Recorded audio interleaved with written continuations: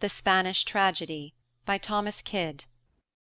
Act 1, Scene 1. Induction. Enter the ghost of Andrea, and with him Revenge. When this eternal substance of my soul did live imprisoned in my wanton flesh, each in their function serving others' need, I was a courtier in the Spanish court. My name was Don Andrea.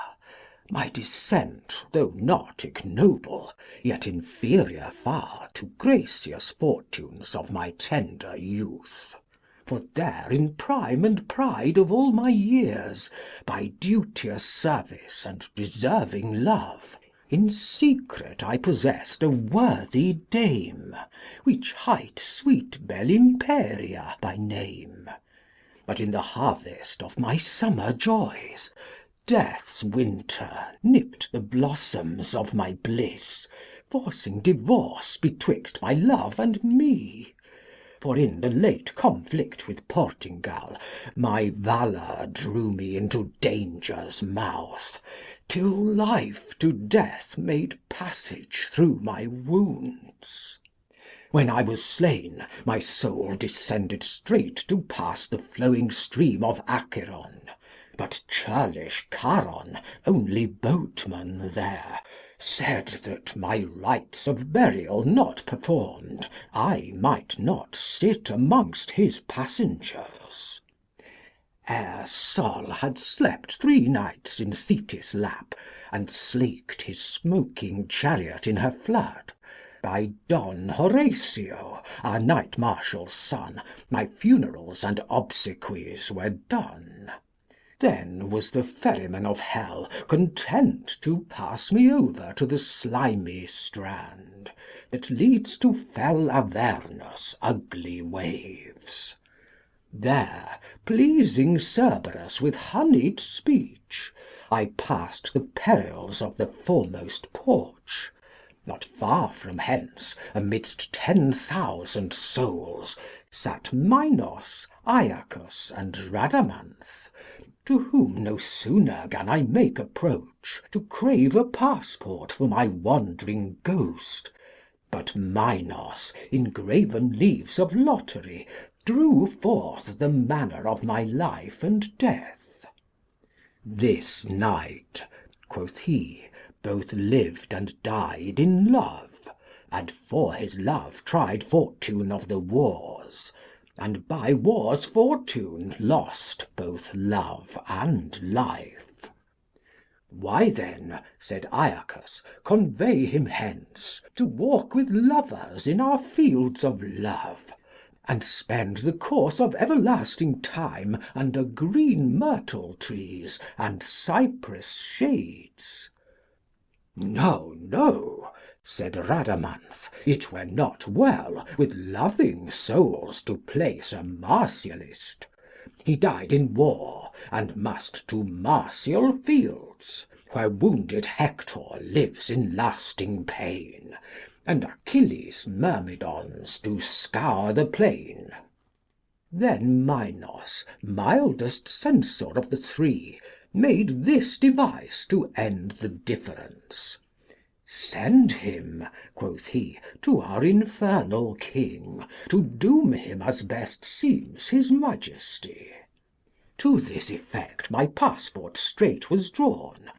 In keeping on my way to Pluto's court, through dreadful shades of ever-glooming night, I saw more sights than 1,000 tongues can tell, or pens can write, or mortal hearts can think. 3 ways there were. That on the right-hand side was ready way unto the foresaid fields, where lovers live and bloody martialists, but either sort contained within his bounds.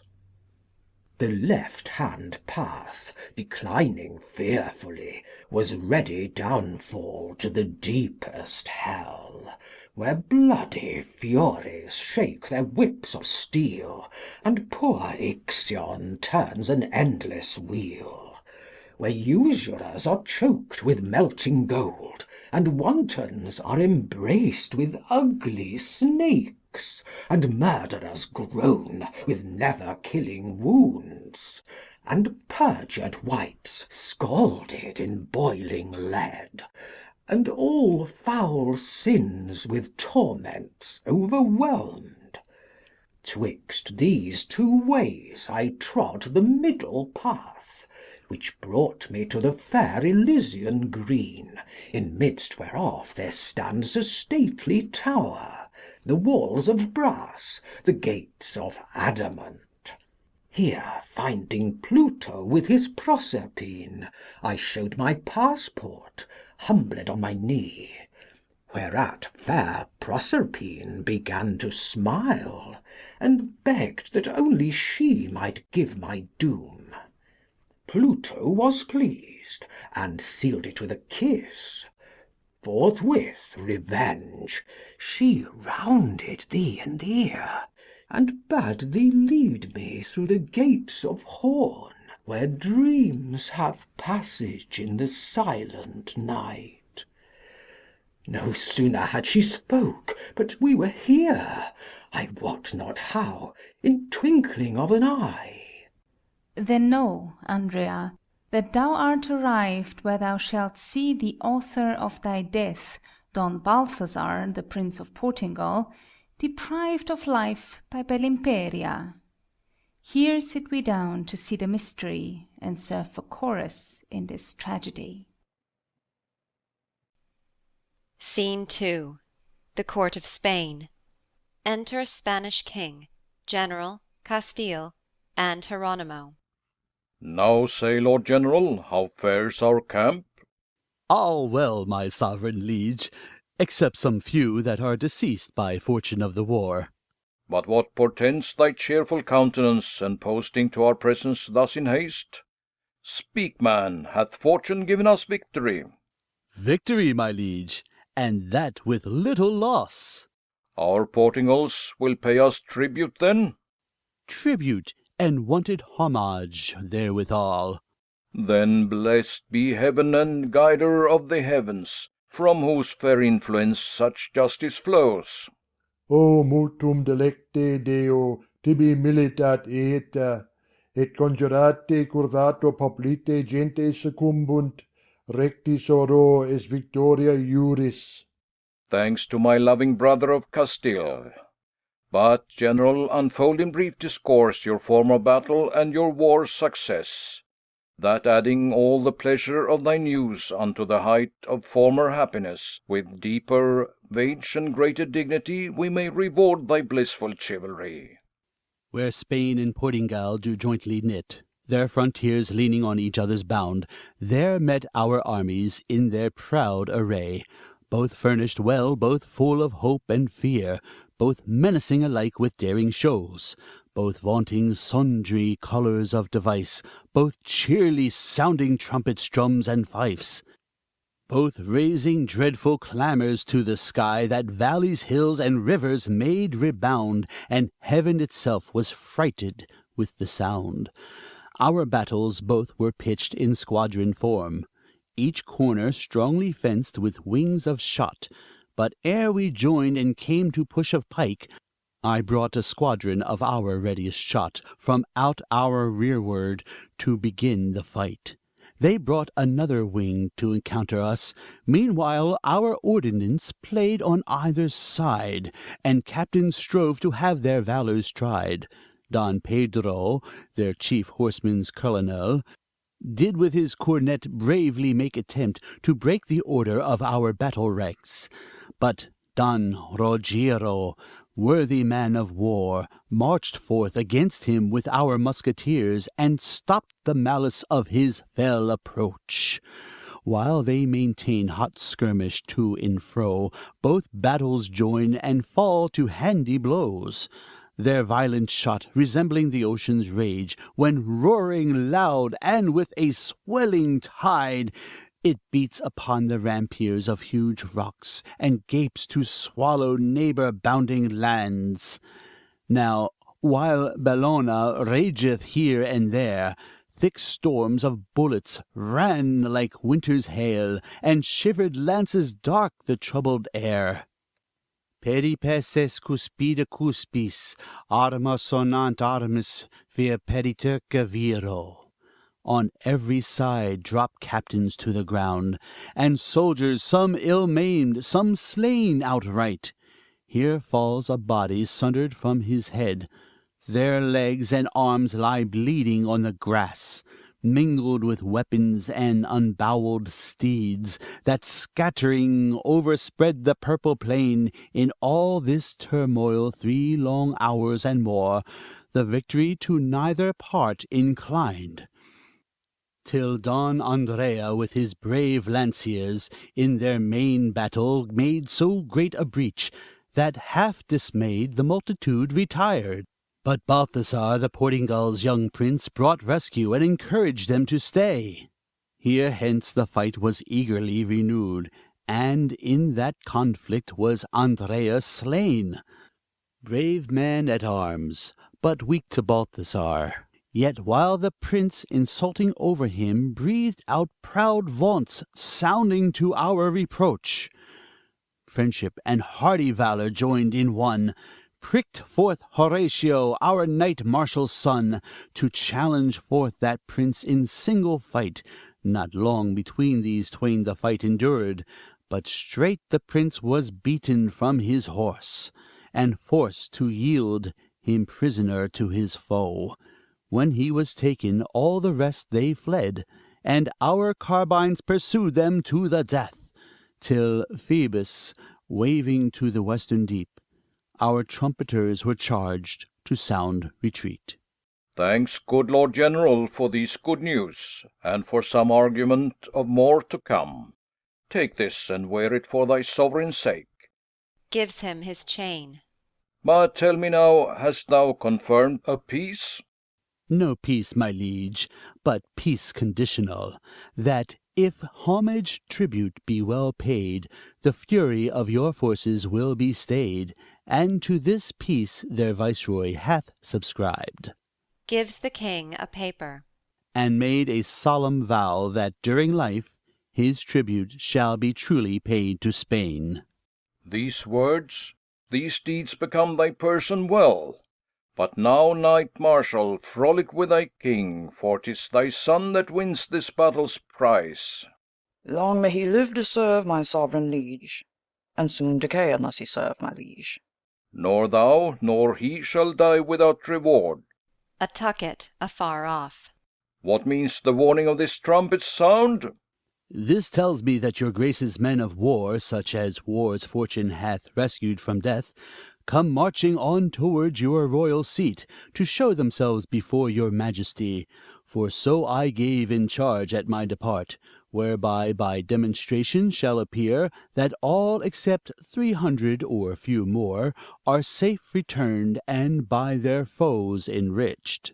The army enters. Balthasar between Lorenzo and Horatio, captive.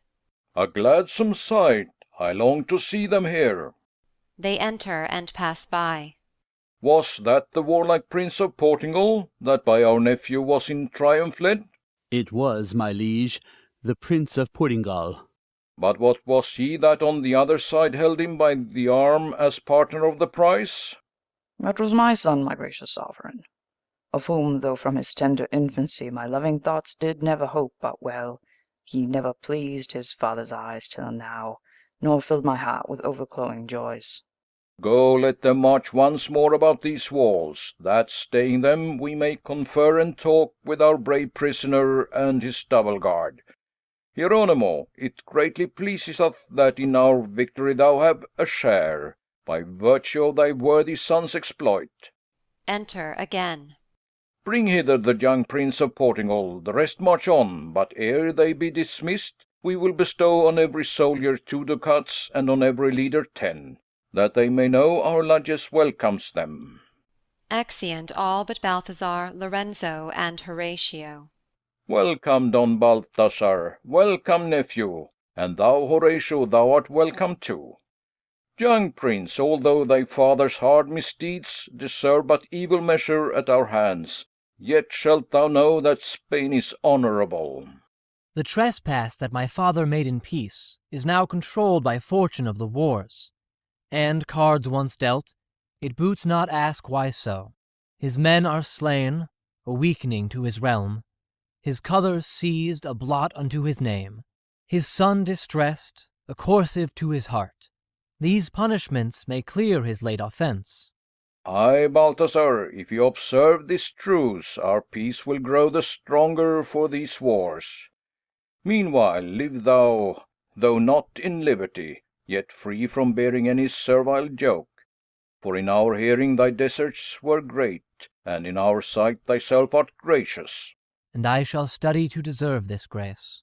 But tell me, for their holding makes me doubt, to which of these twain art thou prisoner? To me, my liege. To me, my sovereign. This hand first took his courser by the reins. But first my lance did put him from his horse. I seized his weapon, and enjoyed it first. But first I forced him to lay his weapons down. Let go his arm upon our privilege. They let him go. Say, worthy prince, to whether didst thou yield? To him in courtesy, to this perforce. He spake me fair, this other gave me strokes. He promised life, this other threatened death. He won my love, this other conquered me. And, truth to say, I yield myself to both. But that I know your grace is just and wise, and might seem partial in this difference, enforced by nature and by law of arms. My tongue should plead for young Horatio's right. He hunted well, that was a lion's death, not he that in a garment wore his skin, so hares may pull dead lions by the beard. Content thee, marshal, thou shalt have no wrong, and for thy sake thy son shall want no right. Will both abide the censure of my doom? I crave no better than your grace awards. Nor I, although I sit beside my right. Then, by my judgment, thus your strife shall end. You both deserve, and both shall have reward. Nephew, thou tookst his weapon and his horse. His weapons and his horse are thy reward. Horatio, thou didst force him first to yield. His ransom therefore is thy valour's fee. Appoint the sum, as you shall both agree. But, nephew, thou shalt have the prince in guard, for thine estate best fitteth such a guest. Horatius' house were small for all his train. Yet in regard thy substance passeth his, and that just guerdon may befall desert. To him we yield the armour of the prince. How likes Don Balthazar of this device? Right well, my liege, if this proviso were, that Don Horatio bear us company, whom I admire and love for chivalry. Horatio, leave him not that loves thee so. Now let us hence to see our soldiers paid, and feast our prisoner as our friendly guest. Exeunt. Scene 3. The Court of Portugal. Enter Viceroy, Alexandro, Filippo. Is our ambassador dispatched for Spain? 2 days, my liege, are past since his depart. And tribute payment gone along with him? Ay, my good lord. Then rest we here a while in our unrest, and feed our sorrows with some inward sighs. For deepest cares break never into tears, and wherefore sit I in a regal throne? This better fits a wretch's endless moan. Falls to the ground. Yet this is higher than my fortune's reach, and therefore better than my state deserves. Ay, ay, this earth, image of melancholy, seeks him whom fate adjudged to misery. Here let me lie, now am I at my lowest. Coesat in terra non habeun cadet. In me consumsit vires fortuna nocendo. Nil super esso jam possit obis magis. Fortune may bereave me of my crown. Here, take it now, let fortune do her worst. She will not rob me of this sable weed. Oh no, she envies none but pleasant things. Such is the folly of despiteful chance. Fortune is blind and sees not my deserts. So is she deaf, and hears not my laments?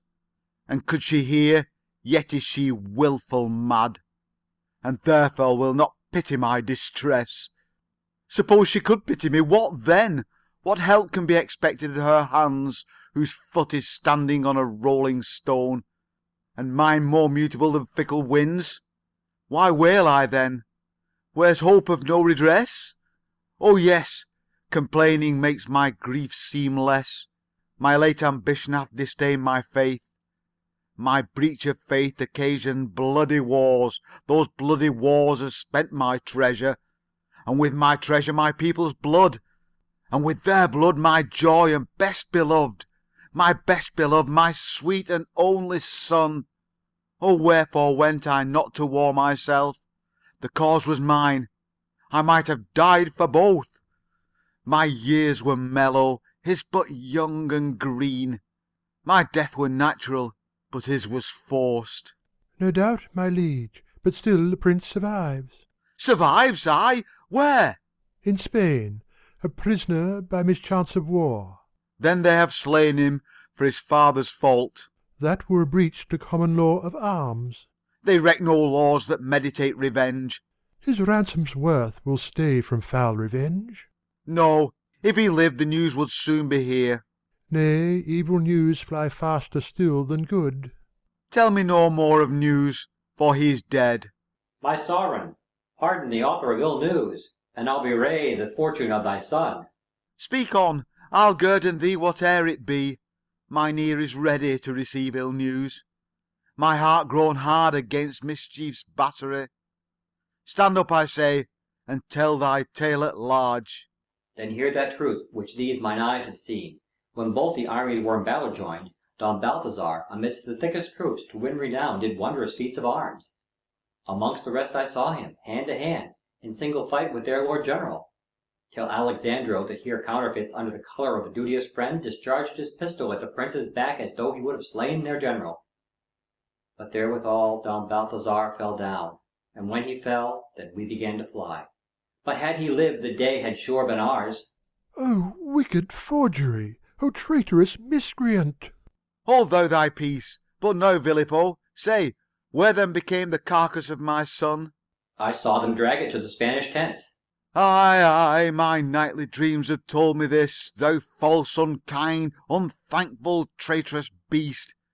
Wherein had Balthazar offended thee, that thou shouldst thus betray him to his foes? Was Spain gold that bleared so thine eyes, that thou couldst see no part of our deserts? Perchance, because thou art Turkera's lord, thou hast some hope to wear this diadem.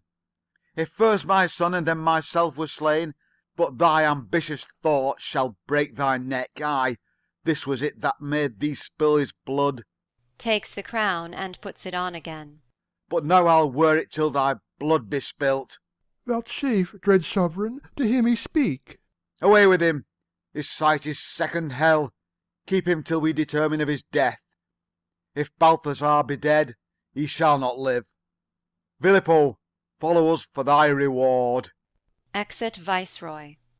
Thus have I with an envious forged tale deceived the king, betrayed mine enemy, and hoped for guerdon of my villainy. Exit. Scene 4. Enter Horatio and Bellimperia. Signior Horatio, this is the place and hour wherein I must entreat thee to relate the circumstance of Don Andrea's death, who living was my garland's sweetest flower, and in his death hath buried my delights. For love of him and service to yourself, I nill refuse this heavy, doleful charge. Yet tears and sighs, I fear, will hinder me. When both our armies were enjoined in fight, your worthy chevalier, amidst the thickest, for glorious cause still aiming at the fairest, was at last by young Don Balthazar encountered hand to hand. Their fight was long, their hearts were great, their clamours menacing, their strength alike, their strokes both dangerous. But wrathed Nemesis, that wicked power, envying at Andrea's praise and worth, cut short his life, to end his praise and worth. She, she herself, disguised in armor's mask, as Pallas was before proud Pergamus, brought in a fresh supply of halberdiers, which paunched his horse and dinged him to the ground. Then young Don Balthazar, with ruthless rage, taking advantage of his foe's distress, did finish what his halberdiers begun, and left not till Andrea's life was done. Then, though too late, incensed with just remorse, I with my band set forth against the prince, and brought him prisoner from his halberdiers. Would thou hast slain him that so slew my love? But then, was Don Andrea's carcass lost? No, that was it for which I chiefly strove, nor stepped I back till I recovered him. I took him up, and wound him in mine arms, and, wheeling him unto my private tent, there laid him down, and dewed him with my tears, and sighed, and sorrowed, as became a friend. But neither friendly sorrow, sighs, nor tears could wean pale death from his usurped right.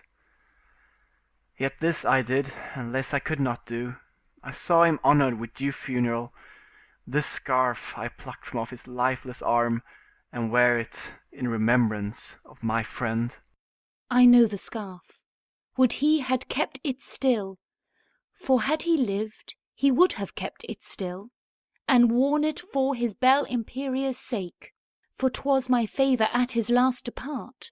But now wear thou it both for him and me, for after him thou hast deserved it best. But for thy kindness in his life and death, be sure, while belle Imperia's life endures, she will be Don Horatio's thankful friend. And, madam, Don Horatio will not slack humbly to serve fair belle Imperia. But now, if your good liking stand thereto, I'll crave your pardon to go seek the prince, for so the duke your father gave me charge. I go, Horatio. Leave me here alone, for solitude best fits my cheerless mood. Exit Horatio. Yet what avails to wail Andrea's death, from whence Horatio proves my second love? Had he not loved Andrea as he did, he could not sit in belle Imperia's thoughts. But how can love find harbour in my breast, till I avenge the death of my beloved? Yes, second love shall further my revenge. I'll love Horatio, my Andrea's friend, the more to spite the prince that wrought his end. And where Don Balthazar, that slew my love? Himself now pleads for favour at my hands. He shall in rigour of my just disdain reap long repentance for his murderous deed. For what was it else but murderous cowardice, so many to oppress one valiant knight, without respect of honour in the fight? And here he comes, that murdered my delight. Enter Lorenzo and Balthazar. Sister, what means this melancholy walk? That for a while I wish no company. But here the prince has come to visit you. That argues that he lives in liberty. No, madam, but in pleasing servitude. Your prison, then, belike, is your conceit. Ay, by conceit my freedom is enthralled. Then with conceit enlarge yourself again. What, if conceit have laid my heart to gauge? Pay that you borrowed, and recover it. I die if it return from whence it lies. A heartless man, and live, a miracle. Ay, lady, love can work such miracles. Tush, tush, my lord, let go these ambages, and in plain terms acquaint her with your love. What boots complaint, when there's no remedy?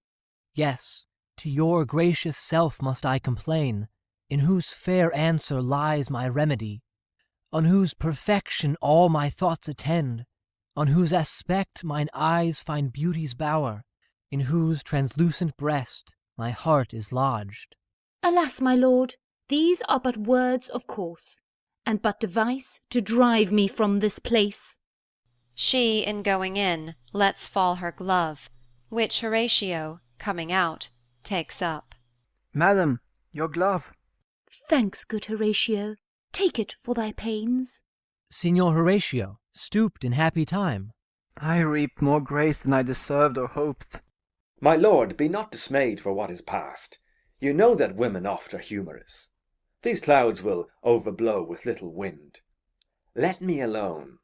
I'll scatter them myself. Meanwhile, let us devise to spend the time in some delightful sports and revelling. The king, my lords, is coining hither straight to feast the Portingal ambassador. Things were in readiness before I came. Then here it fits us to attend the king, to welcome hither our ambassador, and learn my father and my country's health. Scene 5. Enter the banquet, trumpets, the king, and ambassador. See, Lord Ambassador, how Spain entreats their prisoner Balthazar, thy viceroy's son. We pleasure more in kindness than in wars. Sad is our king, and Portingal laments, supposing that Don Balthazar is slain. So am I, slain by beauty's tyranny. You see, my lord, how Balthazar is slain. I frolic with the Duke of Castile's son, wrapped every hour in pleasures of the court, and graced with favours of his majesty.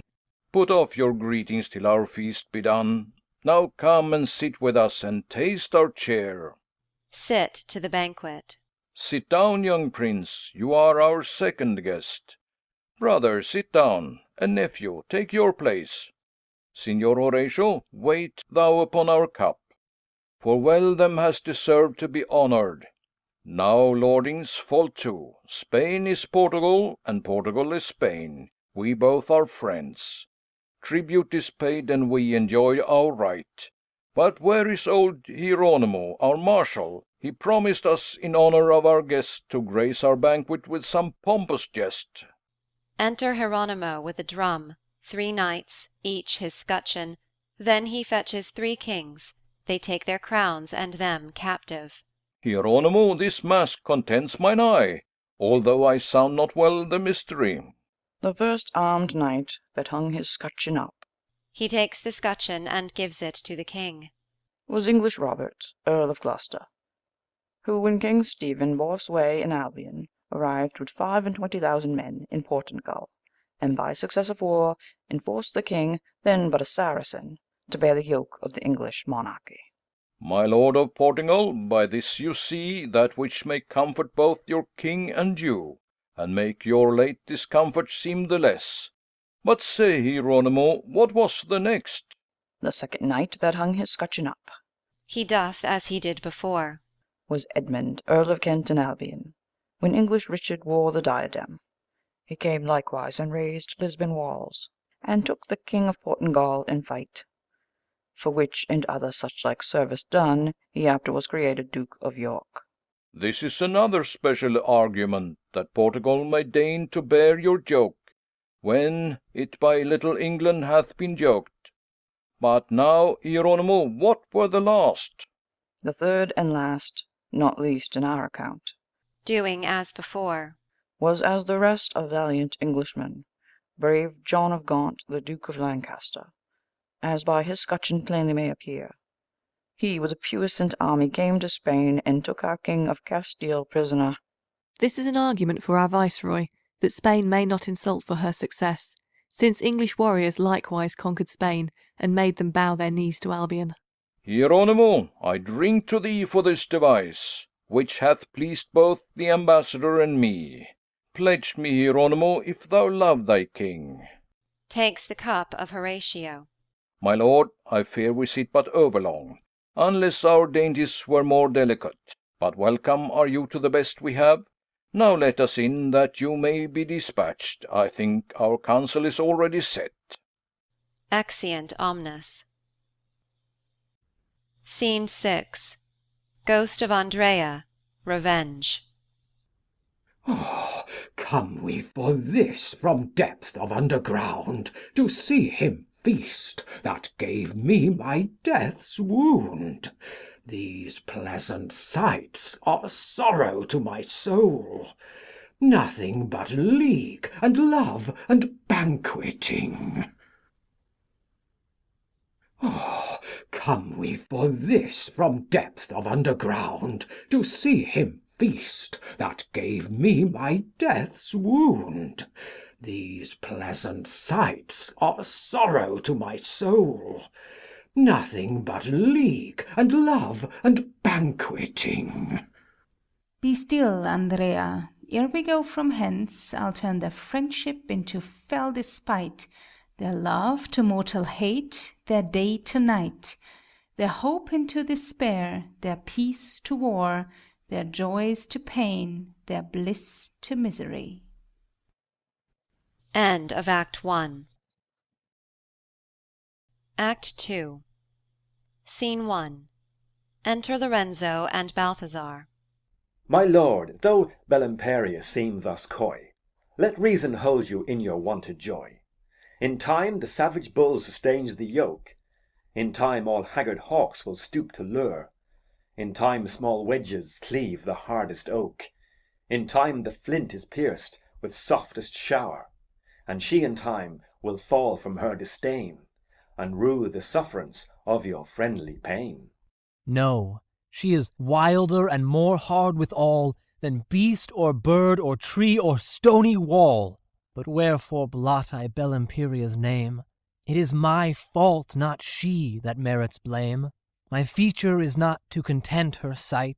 My words are rude and work her no delight.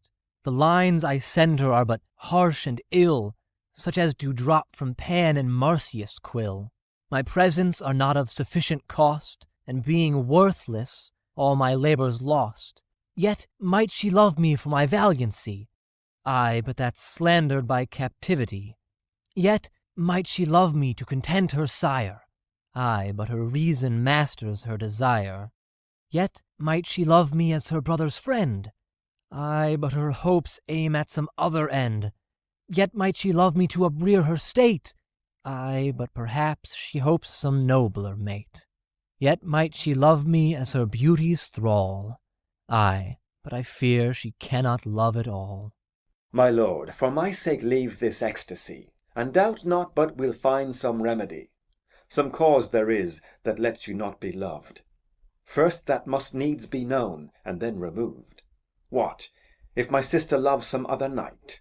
My summer's day will turn to winter's night. I have already found a stratagem to sound the bottom of this doubtful theme. My lord, for once you shall be ruled by me. Hinder me not, whate'er you hear or see. By force or fair means will I cast about, to find the truth of all this question out. Ho, Pedringano! Signor! Vien qui presto! Enter Pedringano. Hath your lordship any service to command me? Ay, Pedringano, service of import, and not to spend the time in trifling words. Thus stands the case. It is not long, thou know'st, since I did shield thee from my father's wrath, for thy conveyance in Andrea's love, for which thou wert adjudged to punishment. I stood betwixt thee and thy punishment, and since thou know'st how I have favoured thee, now to these favours will I add reward, not with fair words, but store of golden coin, and lands and living joined with dignities, if thou but satisfy my just demand. Tell truth, and have me for thy lasting friend. Whate'er it be your lordship shall demand, my bounden duty bids me tell the truth, if case it lie in me to tell the truth. Then, Pedringano, this is my demand. Whom loves my sister Belimperia? For she reposeth all her trust in thee. Speak, man, and gain both friendship and reward. I mean, whom loves she in Andrea's place? Alas, my lord, since Don Andrea's death, I have no credit with her as before, and therefore know not if she love or no. Nay, if thou dally, then I am thy foe. Draws his sword. And fear shall force what friendship cannot win. Thy death shall bury what thy life conceals. Thou diest for more esteeming her than me. Oh, stay, my lord. Yet speak the truth, and I will guerdon thee, and shield thee from whatever can ensue, and will conceal whatever proceeds from thee. But if thou dally once again, thou diest. If Madam Belimperia be in love— What, villain, ifs and ands? Oh, stay, my lord, she loves Horatio. Balthazar starts back. What, Don Horatio, our knight-marshal's son? Even him, my lord. Now say, but how knowest thou he is her love? And thou shalt find me kind and liberal. Stand up, I say, and fearless tell the truth. She sent him letters, which myself perused, full fraught with lines and arguments of love, preferring him before Prince Balthazar. Swear on this cross that what thou sayest is true, and that thou wilt conceal what thou hast told. I swear to both by him that made us all. In hope thine oath is true, here's thy reward. But if I prove thee perjured and unjust, this very sword, whereon thou took'st thine oath, shall be the worker of thy tragedy. What I have said is true, and shall for me be still concealed from Bellimperia. Besides, your honour's liberality deserves my duteous service, even till death. Let this be all that thou shalt do for me. Be watchful when and where these lovers meet, and give me notice in some secret sort. I will, my lord. Then shalt thou find that I am liberal. Thou knowest that I can more advance thy state than she. Be therefore wise, and fail me not. Go and attend her, as thy custom is, lest absence make her think thou dost amiss. Exit Pedringano. Why so? Tam armis quam ingenio. Where words prevail not, violence prevails. But gold doth more than either of them both. How likes Prince Balthazar this stratagem? Both well and ill. It makes me glad and sad. Glad that I know the hinderer of my love. Sad that I fear she hates me whom I love. Glad that I know on whom to be revenged. Sad that she'll fly me if I take revenge. Yet must I take revenge or die myself, for love resisted grows impatient. I think Horatio be my destined plague. First, in his hand he brandished a sword, and with that sword he fiercely waged war, and in that war he gave me dangerous wounds, and by those wounds he forced me to yield, and by my yielding I became his slave. Now in his mouth he carries pleasing words, which pleasing words do harbour sweet conceits, which sweet conceits are limed with sly deceits, which sly deceits smooth Bellimperia's ears, and through her ears dive down into her heart, and in her heart set him where I should stand. Thus hath he ta'en my body by his force, and now by sleight would captivate my soul. But in his fall I'll tempt the destinies, and either lose my life or win my love. Let's go, my lord. Your staying stays revenge. Do you but follow me, and gain your love. Her favour must be won by his remove. Exeunt. Scene 2. Enter Horatio and Bellimperia. Now, madam, since by favour of your love our hidden smoke is turned to open flame, and that with looks and words we feed our thought, two chief contents, where more cannot be had. Thus, in the midst of love's fair blandishments, why show you sign of inward languishments?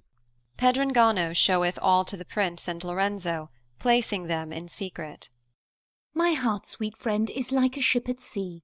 She wisheth port, where riding all at ease, she may repair what stormy times have worn, and leaning on the shore may sing with joy. That pleasure follows pain, and bliss annoy. Possession of thy love is the only port, wherein my heart, with fears and hopes long tossed, each hour doth wish and long to make resort, there to repair the joys that it hath lost, and sitting safe to sing in Cupid's choir, that sweetest bliss is crown of love's desire. Balthazar and Lorenzo above. O sleep, mine eyes, see not my love profaned. Be deaf, my ears, bear not my discontent. Die, heart, and other joys what thou deservest. Why stands Horatio, speechless all this while? The less I speak, the more I meditate. But whereon dost thou chiefly meditate? On dangers past, and pleasures to ensue. On pleasures past and dangers to ensue. What dangers, what pleasures dost thou mean? Dangers of war, and pleasures of our love. Dangers of death, but pleasures none at all. Let dangers go, thy war shall be with me, but such a war as breaks no bond of peace. Speak thou fair words, I'll cross them with fair words. Send thou sweet looks, I'll meet them with sweet looks. Write loving lines, I'll answer loving lines. Give me a kiss, I'll counter-check thy kiss. Be this our warring peace, or peaceful war? But, gracious madam, then appoint the field where trial of this war shall first be made.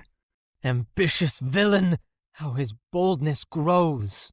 Then be thy father's pleasant bower the field, where first we vowed a mutual amity. The court were dangerous, that place is safe. Our hour shall be when vesper 'gins to rise, that summons home distressful travellers. Then none shall hear us but the harmless birds. Harply the gentle nightingale shall carol us asleep, ere we beware, and singing with the prickle at her breast, tell our delight and mirthful dalliance. Till then each hour will seem a year and more. But, honey sweet and honourable love, return we now into your father's sight. Dangerous suspicion waits on our delight. Aye, danger mixed with jealous despite shall send thy soul into eternal night. Scene 3. Enter the King of Spain, Portugal ambassador, Don Cyprian, etc. Brother of Castile, to the princess love, what says your daughter Belimperia? Although she quiet, as becomes her kind, and yet dissemble that she loves the prince, I doubt not, ay, but she will stoop in time. And were she froward, which she will not be, yet herein shall she follow my advice, which is to love him, or forego my love. Then, Lord Ambassador of Portugal, advise thy king to make this marriage hap, for strengthening of our late confirmed league. I know no better means to make us friends. Her dowry shall be large and liberal. Besides that she is daughter and half heir unto our brother here, Don Cyprian, and shall enjoy the moiety of his land, I'll grace her marriage with an uncle's gift. And this it is, in case the match go forward. The tribute which you pay shall be released, and if by Balthazar she have a son, he shall enjoy the kingdom after us. I'll make the motion to my sovereign liege, and work it if my counsel may prevail. Do so, my lord, and if he give consent, I hope his presence here will honour us, in celebration of the nuptial day, and let himself determine of the time. Wilt please your grace to command me aught beside? Commend me to the king, and so farewell. But where's Prince Balthazar to take his leave? That is performed already, my good lord. Amongst the rest of what you have in charge, the prince's ransom must not be forgot. That's none of mine, but his that took him prisoner. And well his forwardness deserves reward. It was Horatio, our knight marshal's son. Between us there's a price already pitched, and shall be sent with all convenient speed. Then once again farewell, my lord.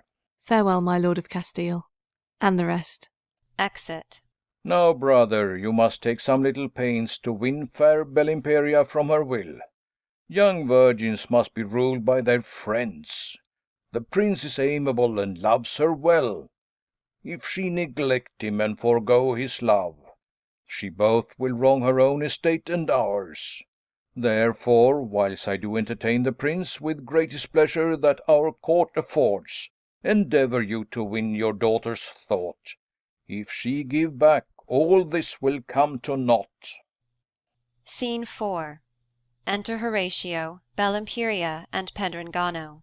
Now that the night begins with sable wings to overcloud the brightness of the sun, and that in darkness pleasures may be done, come, Belimperia, let us to the bower, and there in safety pass a pleasant hour. I follow thee, my love, and will not back, although my fainting heart controls my soul. Why, make you doubt of Pedringano's faith? No, he is as trusty as my second self. Go, Pedrangano, watch without the gate, and let us know if any make approach. Pedrangano, aside. Instead of watching, I'll deserve more gold by fetching Don Lorenzo to this match. Exit Pedringano. What means, my love? I know not what myself, and yet my heart foretells me some mischance. Sweet, say not so. Fair fortune is our friend, and heavens have shut up day to pleasure us. The stars, thou seest, hold back their twinkling shine, and Luna hides herself to pleasure us. Thou hast prevailed. I'll conquer my misdoubt, and in thy love and counsel drown my fear. I fear no more. Love now is all my thoughts. Why sit we not?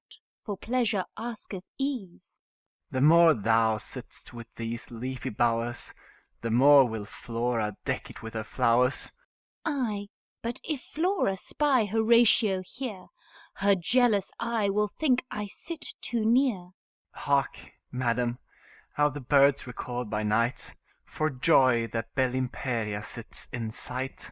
No Cupid counterfeits the nightingale, to frame sweet music to Horatio's tale. If Cupid sing, then Venus is not far. Ay, thou art Venus, or some fairer star. If I be Venus, thou must needs be Mars, and where Mars reigneth, there must needs be wars. Then, thus begin our wars. Put forth thy hand, that it may combat with my ruder hand.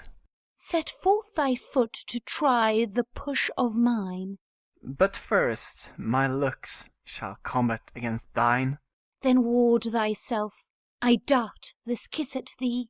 Thus I retort the dart thou threw'st at me. Nay, then to gain the glory of the field, my twining arms shall yoke and make thee yield. Nay, then my arms are large and strong withal. Thus elms by vines are compassed till they fall. O let me go, for in my troubled eyes now mayest thou read that life in passion dies. Oh, stay awhile, and I will die with thee. So shalt thou yield, and yet have conquered me. Who's there? Pedringano? We are betrayed. Enter Lorenzo, Balthazar, Cerberine, Pedringano, disguised. My lord, away with her. Take her aside. O sir, forbear. Your valour is already tried. Quickly dispatch, my masters. They hang him in the arbour. What? Will you murder me? Ay, thus and thus. These are the fruits of love. They stab him. O save his life! Let me die for him! O save him! Brother, save him, Balthazar! I loved Horatio, but he loved not me. But Balthazar loves Bellimperia. Although his life were still ambitious proud, yet is he at the highest, now he is dead. Murder! Murder! Help! Hieronimo! Help! Come, stop her mouth. Away with her. Exeunt. Scene 5. Enter Hieronimo in his shirt, etc. What outcries pluck me from my naked bed, and chill my throbbing heart with trembling fear, which never danger yet could daunt before? Who calls Hieronimo? Speak, here I am. I did not slumber, therefore 'twas no dream. No, no, it was some woman cried for help, and here within this garden did she cry, and in this garden must I rescue her. But stay, what murderous spectacle is this? A man hanged up and all the murderers gone, and in my bower to lay the guilt on me. This place was made for pleasure, not for death. He cuts him down. Those garments that he wears I oft have seen. Alas, it is Horatio, my sweet son. Oh no, but he that whilom was my son. Oh, was it thou that calledst me from my bed? Oh, speak, if any spark of life remain. I am thy father. Who hath slain my son?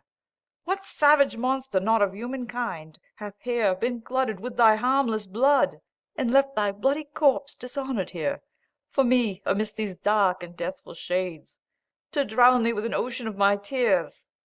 O heavens, why made you night to cover sin? By day this deed of darkness had not been. O earth, why didst thou not in time devour the vile profaner of this sacred bower? O poor Horatio, what haddest thou misdone, to lease thy life ere life was new begun? O wicked butcher, whatsoe'er thou wert, how could thou strangle virtue and desert? Ah me, most wretched that have lost my joy in leasing my Horatio, my sweet boy. Enter Isabella. My husband's absence makes my heart to throb. Hieronimo! Here, Isabella, help me to lament, for sighs are stopped and all my tears are spent.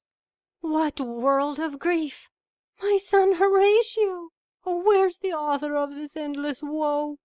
To know the author were some ease of grief, for in revenge my heart would find relief. Then is he gone? And is my son gone too? Oh, gush out tears, fountains and floods of tears, blows, sighs, and raise an everlasting storm, for outrage fits our cursed wretchedness. Ay me, Hieronimo, sweet husband, speak.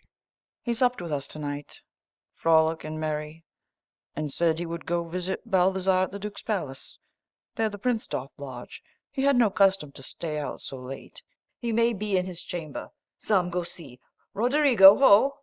Enter Pedro and Jaques. Ay me, he raves, sweet Hieronimo. True, all Spain takes note of it.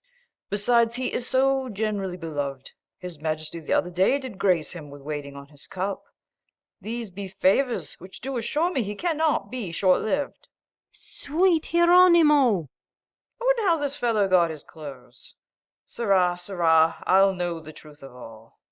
Jacques, run to the Duke of Castile presently, and bid my son Horatio to come home. I and his mother have had strange dreams tonight. Do you hear me, sir? Aye, sir. Well, sir, be gone. Pedro, come hither. Knowest thou who this is? Too well, sir. Too well? Who? Who is it? Peace, Isabella. Nay, blush not, man. It is my lord, Horatio. Ha ha, St. James! But this doth make me laugh, that there are more deluded than myself. Deluded? Aye, I would have sworn myself within this hour that this had been my son Horatio. His garments are so like. Ha, are they not great persuasions? Oh, would to God it were not so. Were not, Isabella? Dost thou dream it is? Can thy soft bosom entertain a thought that such a black deed of mischief should be done on one so pure and spotless as our son? Away, I am ashamed. Dear Hieronimo, cast a more serious eye upon thy grief. Weak apprehension gives but weak belief. It was a man, sure, that was hanged up here. A youth, as I remember. I cut him down. If it should prove my son now, after all, say you? Say you? Light, lend me a taper. Let me look again. O God! Confusion, mischief, torment, death and hell! Drop all your stings at once in my cold bosom, that now is stiff with horror. Kill me quickly! Be gracious to me, thou infective night, and drop this deed of murder down on me. In my waste of grief, with thy large darkness, and let me not survive to see the light, may put me in the mind I had a son. Oh, sweet Horatio! Oh, my dearest son! How strangely had I lost my way to grief! Sweet lovely rose, ill plucked before thy time, fair worthy son, not conquered but betrayed, I'll kiss thee now, for words with tears are stayed. And I'll close up the glasses of his sight, for once these eyes were only my delight. Seest thou this handkerchief besmeared with blood? It shall not from me till I take revenge. Seest thou those wounds that yet are bleeding fresh? I'll not entomb them till I have revenge. Then will I joy mist my discontent, till then my sorrow never shall be spent. The heavens are just. Murder cannot be hid. Time is the author both of truth and right, and time will bring this treachery to light. Meanwhile, good Isabella, cease thy plaints, or at the least dissemble them awhile. So shall we sooner find the practice out, and learn by whom all this was brought about. Come, Isabel, now let us take him up. They take him up. And bear him in from out this cursed place. I'll say his dirge, singing fits not this case. O eloquis mihi quas pulchrum ver educat herbas. Hieronimo sets his breast unto his sword. Misciat, et nostra deter medicina dolori. Aut siqui faciunt anorum oblivia succos praebiet. Ipsi metum magnum quequunque per ovum gramina sol pulchris effert in luminis oris. Ipsi bibam quicquid meditator saga venini, quicquid et ebarum vi caeca nenia nectit. Omnia perpetua letem quoque dum semel omnis. Noster in extincto moriator pectore sensus.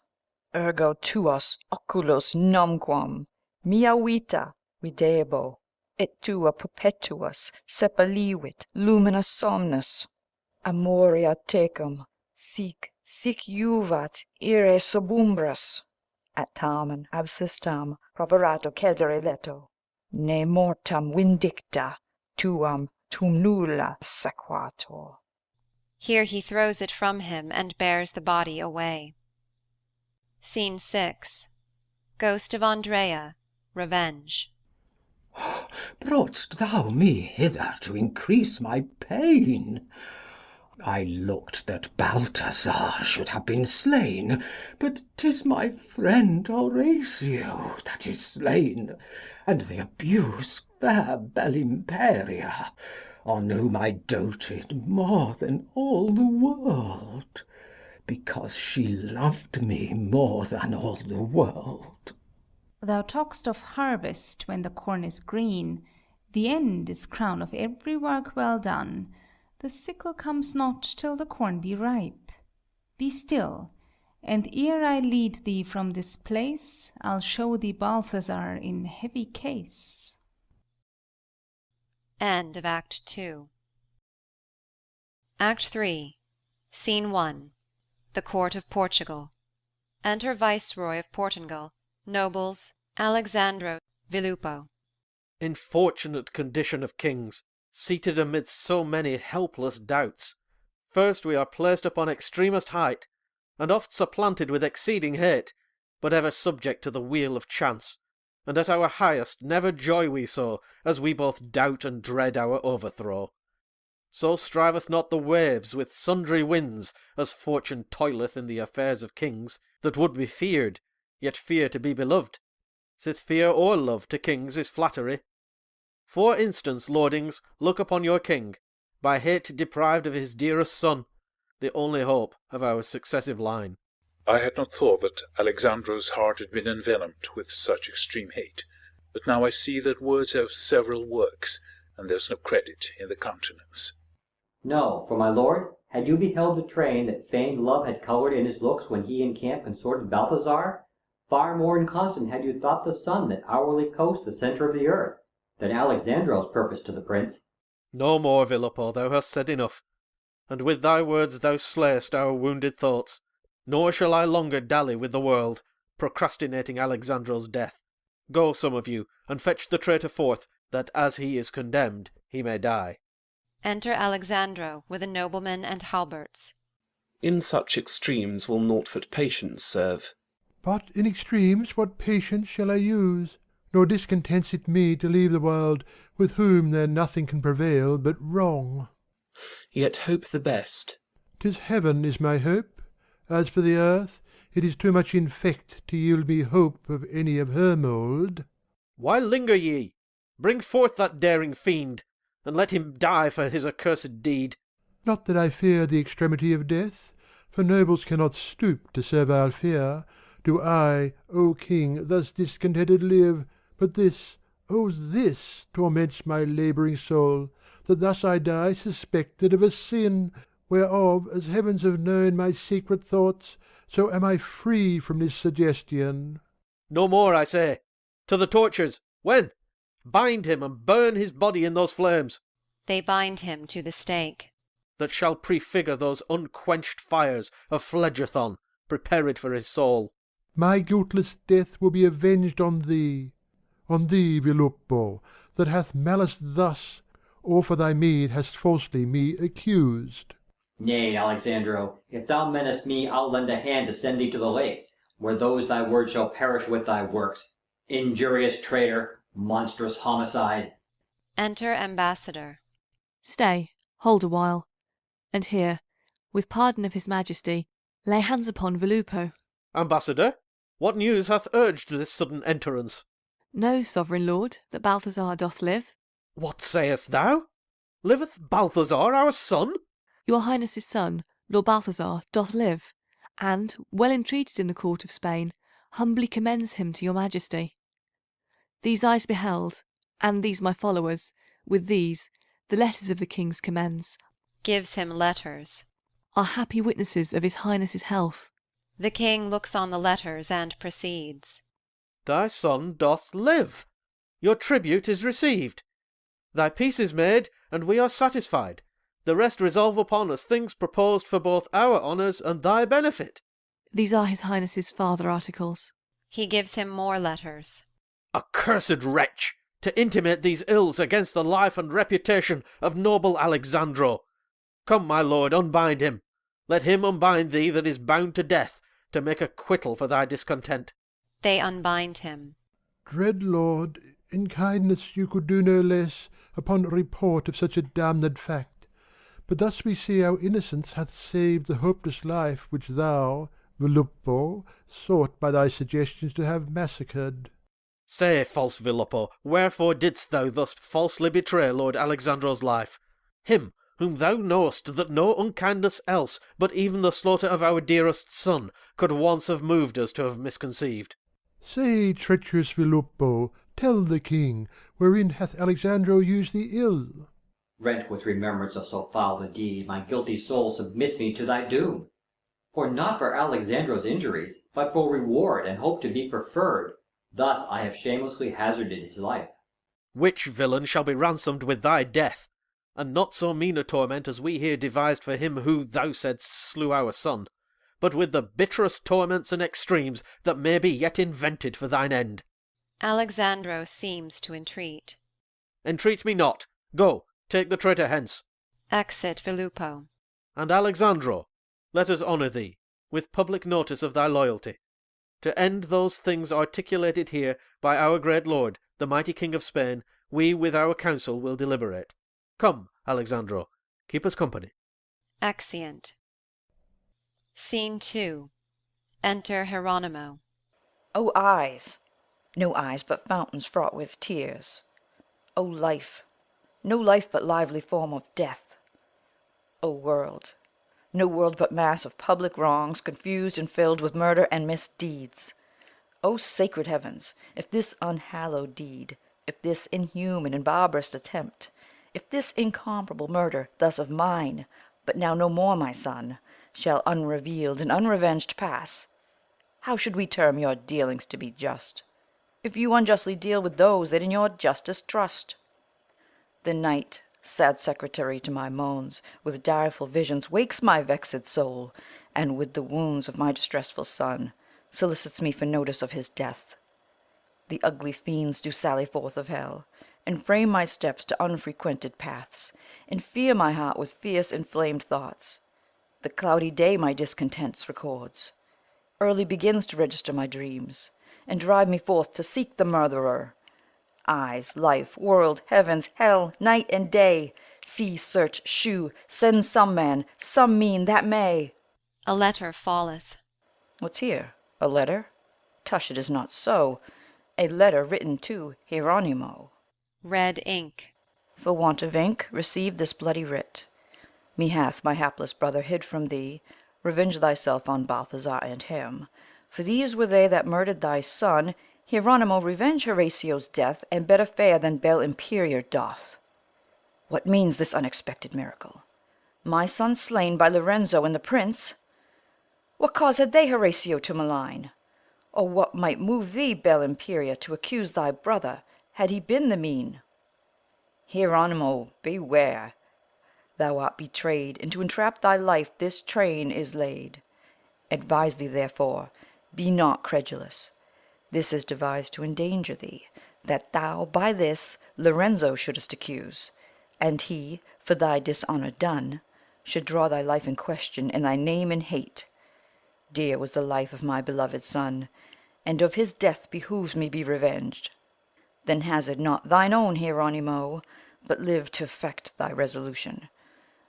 I therefore will by circumstances try what I can gather to confirm this writ, and hearkening near the Duke of Castile's house, close if I can, with Belimperia, to listen more, but nothing to bewray. Enter Pedringano. Now, Pedringano, Now, Hieronimo, where's thy lady? I know not. Here's my lord. Enter Lorenzo. How now, who's this?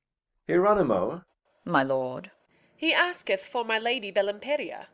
What to do, Hieronimo? The Duke my father hath, upon some disgrace, a while removed her hence.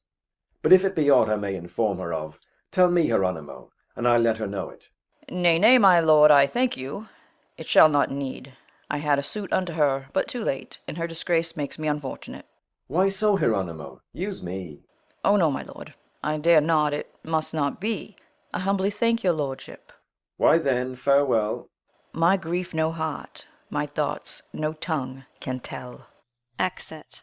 Come hither, Pedringano. Seest thou this? My lord, I see it, and suspect it too. This is that damned villain Cerberine, that hath, I fear, revealed Horatio's death. My lord, he could not. 'Twas so lately done, and since he hath not left my company.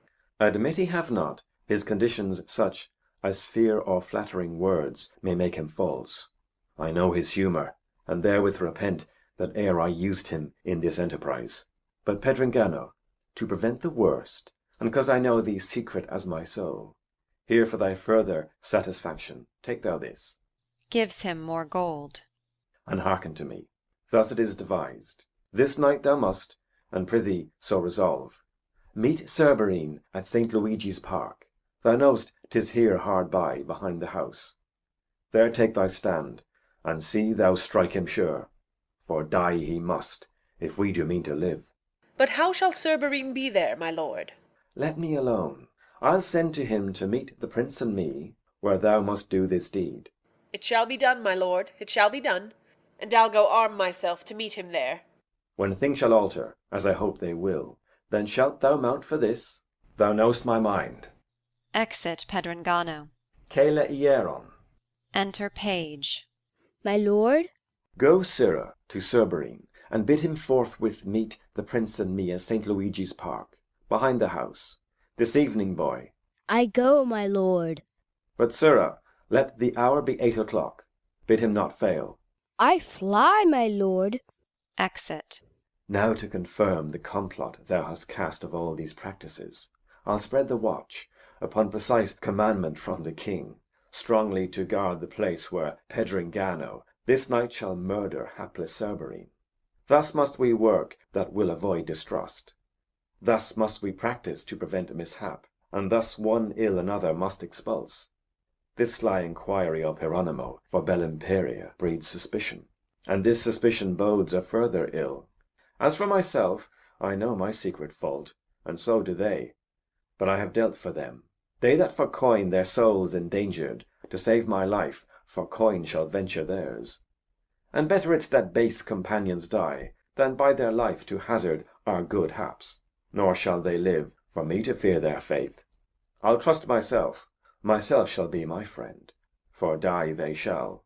Slaves are ordained to no other end. Scene 3. Enter Pedringano with a pistol. Now, Pedringano, bid thy pistol hold, and hold on, fortune. Once more favour me. Give but success to mine attempting spirit, and let me shift for taking of mine aim. Here is the gold. This is the gold proposed. It is no dream that I adventure for, but Pedringano is possessed thereof. And he that would not strain his conscience for him that thus his liberal purse hath stretched, unworthy such a favour, may he fail, and wishing want, when such as I prevail. As for the fear of apprehension, I know, if need should be, my noble lord will stand between me and ensuing harms. Besides, this place is free from all suspect. Here, therefore, will I stay, and take my stand. Enter the watch. I wonder much to what intent it is that we are thus expressly charged to watch. 'Tis by commandment in the king's own name. But we were never wont to watch and ward so near the Duke, his brother's house before. Content yourself. Stand close. There's somewhat in't. Enter Cerberine. Here, Cerberine, attend and stay thy pace. For here did Don Lorenzo's page appoint that thou by his command shouldst meet with him.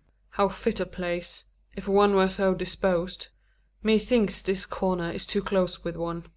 Here comes the bird that I must seize upon. Now, Pedringano, or never. Play the man. I wonder that his lordship stay so long, or wherefore should he send for me so late? For this, Cerberine, and thou shalt have it. Shoots the dag. So there he lies. My promise is performed. Hark, gentlemen, this is a pistol shot. And here's one slain. Stay the murderer. Now, by the sorrows of the souls in hell. He strives with the watch. Who first lays hands on me, I'll be his priest. Sirrah, confess, and therein play the priest. Why hast thou thus unkindly killed the man? Why? Because he walked abroad so late. Come, sir, you had been better kept your bed than have committed this misdeed so late. Come, to the marshals with the murderer. On to Hieronimo's. Help me here to bring the murdered body with us too. Hieronimo, carry me before whom you will, whatever he be. I'll answer him and you, and do your worst, for I defy you all. Exeunt. Scene 4. Enter Lorenzo and Balthazar. How now, my lord? What makes you rise so soon? Fear of preventing our mishaps too late. What mischief is it that we not mistrust? Our greatest ills we least mistrust, my lord, and unexpected harms do hurt us most. Why, tell me, Don Lorenzo, tell me, man, if aught concerns our honour and your own. Nor you nor me, my lord, but both in one. For I suspect, and the presumption's great, that by those base confederates in our fault touching the death of Don Horatio, we are betrayed to old Hieronimo. Betrayed, Lorenzo? Tush, it cannot be. A guilty conscience, urged with the thought of former evils, easily cannot err. I am persuaded, and dissuade me not, that all's revealed to Hieronimo, and therefore know that I have cast it thus. Enter Page. But here's the page. How now? What news with thee? My lord, Cerberine is slain. Who? Cerberine, my man. Your highness's man, my lord. Speak, page. Who murdered him? He that is apprehended for the fact. Who? Pedringano. Is Cerberine slain, that loved his lord so well? Injurious villain, murderer of his friend. Hath Pedringano murdered Cerberine? My lord, let me entreat you to take the pains to exasperate and hasten his revenge with your complaints unto my lord the king. This their dissension breeds a greater doubt. Assure thee, Don Lorenzo, he shall die, or else his highness hardly shall deny. Meanwhile, I'll haste the martial sessions, for die he shall for this his damned deed. Exit Balthazar. Why so, this fits our former policy, and thus experience bids the wise to deal. I lay the plot, he prosecutes the point. I set the trap, he breaks the worthless twigs, and sees not that wherewith the bird was limbed. Thus hopeful men that mean to hold their own must look like fowlers to their dearest friends. He runs to kill whom I have helped to catch, and no man knows it was my reaching fetch. 'Tis hard to trust unto a multitude, or anyone in mine opinion, when men themselves their secrets will reveal. Enter a messenger with a letter. Boy. My lord? What's he? I have a letter to your lordship. From whence? From Pedringano that's imprisoned. So he is in prison then? Ay, my good lord. What would he with us? He writes us here to stand a good lord and help him in distress. Tell him I have his letters, know his mind, and what we may, let him assure him of. Fellow, be gone, my boy shall follow thee. Exit messenger. This works like wax. Yet once more try thy wits, boy. Go convey this purse to Pedringano. Thou knowest the prison, closely give it him, and be advised that none be thereabout. Bid him be merry still, but secret, and though the martial sessions be to-day, bid him not doubt of his delivery. Tell him his pardon is already signed, and thereon bid him boldly be resolved. For were he ready to be turned off, as 'tis my will the uttermost be tried, Thou with his pardon shalt attend him still. Show him this box, tell him his pardon's in't, but open it not, and if thou lovest thy life. But let him wisely keep his hopes unknown. He shall not want while Don Lorenzo lives. Away. I go, my lord, I run. But, sirrah, see that this be cleanly done. Exit page. Now stands our fortune on a tickle point, and now or never ends Lorenzo's doubts. One only thing is unaffected yet, and that's to see the executioner. But to what end? I list not trust the air, with utterance of our pretence therein, for fear the privy whisperings of the wind convey our words amongst unfriendly ears, that lie too open to advantages. E quel che voglio io, nessun lo sa, intendo io quel mi basterà. Exit. Scene 5. Enter boy with the box.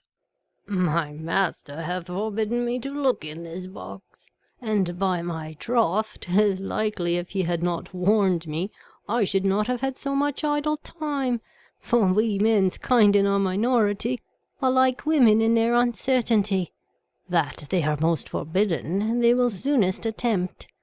So I now. By my bare honesty, here's nothing but the bare empty box. Were it not sin against secrecy, I would say it were a piece of gentlemanlike knavery. I must go to Pedringano and tell him his pardon is in this box. Nay, I would have sworn it had I not seen the contrary. I cannot choose but smile to think how the villain will flout the gallows, scorn the audience, and descant on the hangman, and all presuming of his pardon from hence. Will't not be an odd jest for me to stand and grace every jest he makes, pointing my finger at this box, as who would say, Mock on, here's thy warrant. Is't not a scurvy jest that a man should jest himself to death? Alas, poor Pedringano, I am in a sort sorry for thee, but if I should be hanged with thee, I cannot weep. Exit. Scene 6. Enter Hieronimo and the deputy. Thus must we toil in other men's extremes, that know not how to remedy our own, and do them justice, when unjustly we, for all our wrongs, can compass no redress. But shall I never live to see the day that I may come, by justice of the heavens, to know the cause that may my cares allay? This toils my body, this consumeth age, that only I to all men just must be, and neither gods nor men be just to me. Worthy Hieronimo, your office asks a care to punish such as do transgress. So is it my duty to regard his death, who, when he lived, deserved my dearest blood. But come, for that we came for, let's begin, for here lies that which bids me to be gone. Enter officers, boy, and Pedringano, with a letter in his hand, bound. Bring forth the prisoner, for the court is set. Gramercy, boy, but it was time to come, for I had written to my lord anew, a nearer matter that concerneth him, for fear his lordship had forgotten me. But sith he hath remembered me so well, come on, when shall we to this gear? Stand forth, thou monster, murderer of men, and here for satisfaction of the world confess thy folly and repent thy fault, for there's thy place of execution. This is short work. Well, to your marshalship, first I confess, nor fear I death therefore. I am the man, 'twas I slew Cerberine. But, sir, then you think this shall be the place where we shall satisfy you for this gear? Aye, Pedgrano. Now, I think not so. Peace, impudent, for thou shalt find it so. For blood with blood shall, while I sit as judge, be satisfied, and the law discharged. And though myself cannot receive the like, yet will I see that others have their right. Dispatch. The fault's approved and confessed, and by our law he is condemned to die. Come on, sir. Are you ready? To do what, my fine officious knave? To go to this gear. Oh, sir, you are too forward. Thou wouldst fain furnish me with a halter, to disfurnish me of my habit. So I should go out of this gear, my raiment, into that gear, the rope. But, hangman, now I spy your knavery. I'll not change without boot, that's flat. Come, sir. So, then, I must up? No remedy? Yes, but there shall be for my coming down. Indeed, here's a remedy for that. How? Be turned off? Ay, truly. Come, are you ready? I pray, sir, dispatch. The day goes away. What, do you hang by the hour? If you do, I may chance to break your old custom.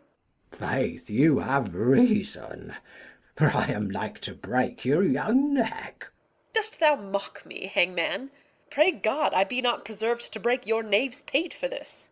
Alas, sir, you are a foot too low to reach it, and I hope you will never grow so high while I am in the office.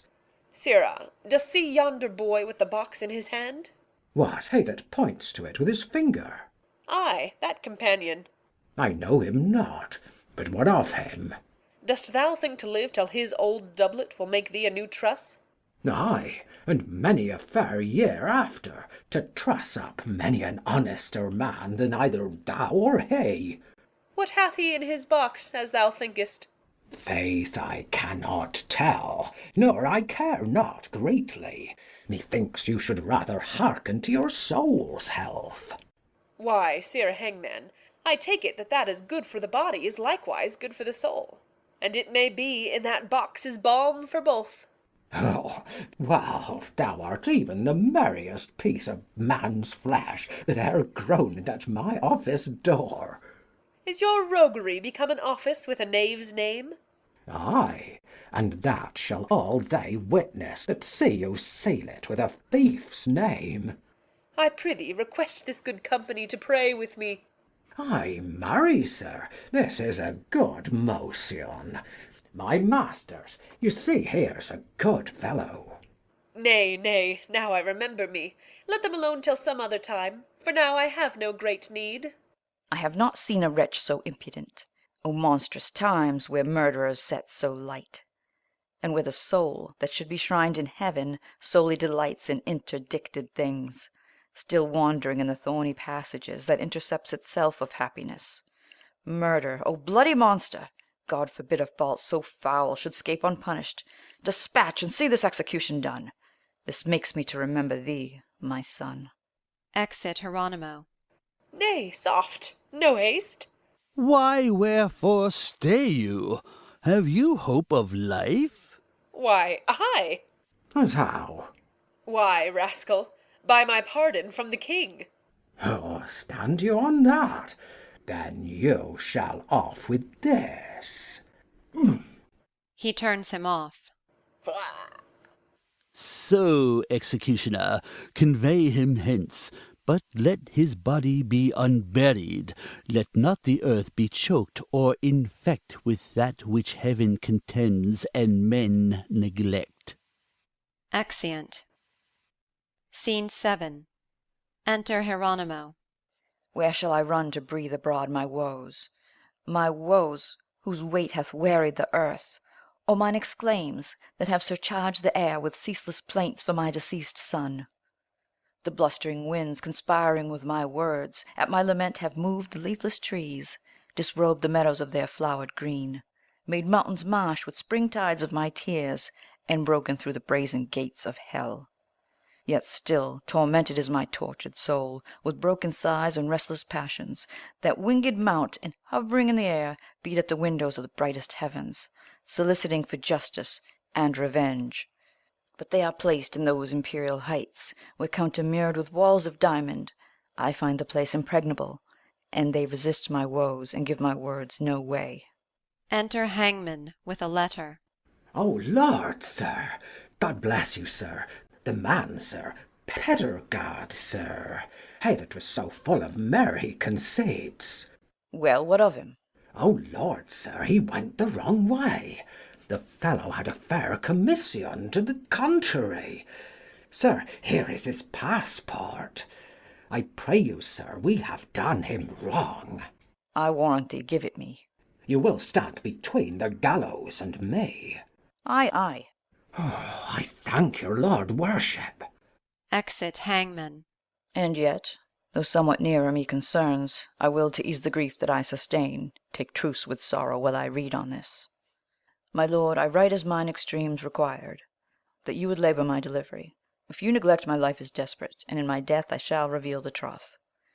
You know, my lord, I slew him for your sake, and was confederate with the prince and you, won by rewards and hopeful promises. I hope to murder Don Horatio too. Hope he to murder mine Horatio?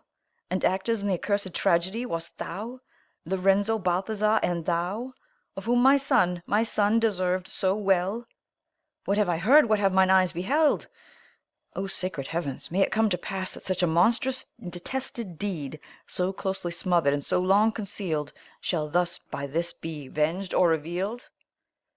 Now see I what I durst not then suspect, that Belle Imperia's letter was not feigned, nor feigned she, though falsely they have wronged both her, myself, Horatio, and themselves. Now may I make compare twixt hers and this, of every accident I ne'er could find till now, and now I feelingly perceive they did what heaven unpunished would not leave. O false Lorenzo, are these thy flattering looks? Is this the honour that them didst my son? And Balthazar, bane to thy soul and me, was this the ransom he reserved thee for? Woe to the cause of these constrained wars! Woe to thy baseness and captivity! Woe to thy birth, thy body, and thy soul, thy cursed father, and thy conquered self! And banned with bitter execrations be the day and place where he did pity thee. But wherefore waste I mine unfruitful words, when naught but blood will satisfy my woes? I will go plain me to my lord the king, and cry aloud for justice through the court, wearing the flints with these my withered feet, and either purchase justice by entreats, or tire them all with my revenging threats. Exit. Scene 8. Enter Isabella and her maid. So that you say this herb will purge the eye, and this the head? Ah, but none of them will purge the heart. No, there's no medicine left for my disease, nor any physic to recure the dead. She runs lunatic. Horatio! Oh, where's Horatio? Good madam, affright not thus yourself with outrage for your son Horatio. He sleeps in quiet in the Elysian fields. Why did I not give you gowns and goodly things? Bought you a whistle and whipstock too, to be revenged on their villainies? Madam, these humours do torment my soul. My soul, poor soul! Thou talk'st of things, thou knowest not what. My soul hath silver wings, that mounts me up unto the highest heavens, to hen. Ay, there sits my Horatio, backed with a troop of fiery cherubins, dancing about his newly heated wounds, singing sweet hymns and chanting heavenly notes. Rare harmony to greet his innocence, that died, aye died, a mirror in our days. But say, where shall I find the men, the murderers that slew Horatio? Whither shall I run to find them out that murdered my son? Exeunt. Scene 9. Belle Imperia at a window. What means this outrage that is offered me? Why am I thus sequestered from the court? No notice. Shall I not know the cause of these my secret and suspicious ills? Accursed brother, unkind murderer, why bendest thou thus thy mind to martyr me? Hieronimo, why rid I of thy wrongs? Or why art thou so slack in thy revenge? Andrea, O Andrea, that thou sawest me for thy friend Horatio handled thus, and him for me thus causeless murdered. Well, force perforce, I must constrain myself to patience, and apply me to the time, till heaven, as I have hoped, shall set me free. Enter Christophil. Come, Madam Belle Imperia, this may not be. Exeunt. Scene 10. Enter Lorenzo, Balthazar, and the page. Boy, talk no farther. Thus far things go well. Thou art assured that thou saw'st him dead. Or else, my lord, I live not. That's enough.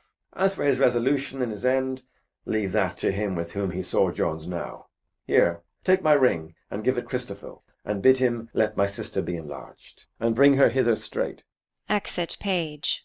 This that I did was for a policy. to smooth and keep the murder's secret, which, as a 9 days' wonder, being overblown, my gentle sister will I now enlarge.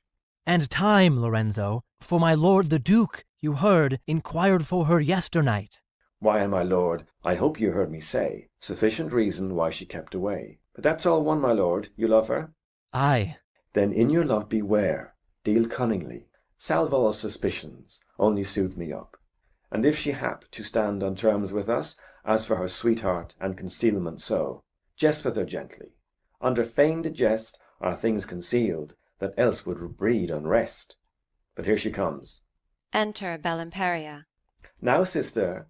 No, thou art no brother but an enemy, else wouldest thou not have used thy sister so, first to affright me with thy weapons drawn, and with extremes abuse my company, and then to harry me like whirlwind's rage, amidst a crew of thy confederates, and clap me up where none might come at me, nor I at any, to reveal my wrongs. What madding fury did possess thy wits?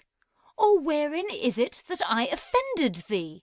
Advise you better, Belimperia, for I have done you no disparagement, unless by more discretion than deserved. I sought to save your honour and mine own. Mine honour? Why, Lorenzo, wherein is it that I neglect my reputation so, as you or any need to rescue it? His Highness and my father were resolved to come confer with old Hieronimo concerning certain matters of estate, that by the Viceroy was determined. And wherein was my honour touched in that? Have patience, Belimperia. Hear the rest. Me next in sight his messenger they sent, to give him notice that they were so nigh. Now when I came, consorted with the prince, and unexpected in an arbour there, found Belimperia with Horatio. How then? Why then, remembering that old disgrace which you for Don Andrea had endured, and now were likely longer to sustain, by being found so meanly accompanied, thought rather, for I knew no readier mean, to thrust Horatio forth my father's way. And carry yon obscurely somewhere else, lest that his Highness should have found you there. Even so, my lord. And you are witness that this is true which he entreateth of. You, gentle brother, forged this for my sake, and you, my lord, were made his instrument, a work of worth worthy the noting too. But what's the cause that you concolded me since? Your melancholy sister, since the news of your first favourite, Don Andrea's death, my father's old wrath hath exasperate. And better was't for you, being in disgrace, to absent yourself, and give his fury place. But why had I no notice of his ire? That were to add more fuel to your fire, who burnt like Etna for Andrea's loss. Hath not my father then enquired for me? Sister, he hath, and thus excused I thee. He whispereth in her ear. But Belimperia, see the gentle prince, look on thy love. Behold young Balthazar, whose passions by thy presence are increased, and in whose melancholy thou mayst see thy hate his love, thy flight his following thee. Brother, you are become an orator. I know not I by what experience. Too politic for me, past all compare, since last I saw you, but content yourself. The prince is meditating higher things. 'Tis of thy beauty, then, that conquers kings, of those thy tresses Ariadne's twines, wherewith my liberty thou hast surprised, of that thine ivory front, my sorrow's map, wherein I see no haven to rest my hope. To love and fear and both at once, my lord, in my conceit are things of more import than women's wits are to be busied with. 'Tis I that love. Whom? Belimperia. But I that fear? Whom? Belimperia. Fear yourself? Ay, brother. How? As those that what they love are loath and fear to lose. Then, fair, let Balthazar your keeper be. No, Balthazar doth fear as well as we. Et tremulo metui pavdum junxer timorum, est vanunt stolide proditionis opus. Nay, and you argue things so cunningly. We'll go continue this discourse at court. Led by the lodestar of her heavenly looks, wends poor oppressed Balthazar, as o'er the mountains walks the wanderer, uncertain to effect his pilgrimage. Exeunt. Scene 11. Enter two Portingals, and Hieronimo meets them. By your leave, sir. 'Tis neither as you think, nor as you think, nor as you think. You're wide all. These slippers are not mine, they were my son Horatio's. My son, and what a son! A thing begot within a pair of minutes, thereabout, a lump bred up in darkness, and doth serve to ballast these light creatures we call women, and at 9 months' end creeps forth to light. What is there yet in a son, to make a father dote, rave, or run mad? Being born, it pouts, cries, and breathes teeth. What is there yet in a son? He must be fed, be taught to go and speak. Ay, or yet why not a man love a calf as well, or melt in passion o'er a frisking kid as for a son? Methinks a young bacon, or a fine little smooth horse colt, should move a man as much as doth a son. For one of these, in very little time, will grow to some good use. Whereas a son, the more he grows in stature and in years, the more unsquared, unbevelled he appears, reckons his parents among the rank of fools, strikes care upon their heads with his mad riots, makes them look old before they meet with age. This is a son. And what a loss were this, considered truly. Oh, but my Horatio grew out of reach of these insatiate humours. He loved his loving parents. He was my comfort and his mother's joy, the very arm that did hold up our house. Our hopes were stored up in him. None but a damned murderer could hate him. He had not seen the back of 19 year, when his strong arm unhorsed the proud Prince Balthazar, and his great mind, too full of honour, took him to his mercy, that valiant but ignoble Portingal. Well, heaven is heaven still, and there is Nemesis and Furies and things called whips, and they sometimes do meet with murderers. They do not always scape, that is some comfort. Ay, ay, ay. And then time steals on, and steals, and steals, till violence leaps forth like thunder wrapped in a ball of fire, and so doth bring confusion to them all. Good leave have you. Nay, I pray you go, for I'll leave you, if you can leave me so. Pray you, which is the next way to my lord the Duke's? The next way from me. To his house, we mean. Oh, hard by, 'tis yon house that you see. You could not tell us if his son were there? Who, my lord Lorenzo? Aye, sir. He goeth in at one door, and comes out at another. Oh, forbear, for other talk for us far fitter were. But if you be importunate to know the way to him, and where to find him out, then list to me, and I'll resolve your doubt. There is a path upon your left hand side, that leadeth from a guilty conscience unto a forest of distrust and fear, a darksome place and dangerous to pass. There shall you meet with melancholy thoughts, whose baleful humours if you but uphold, it will conduct you to despair and death.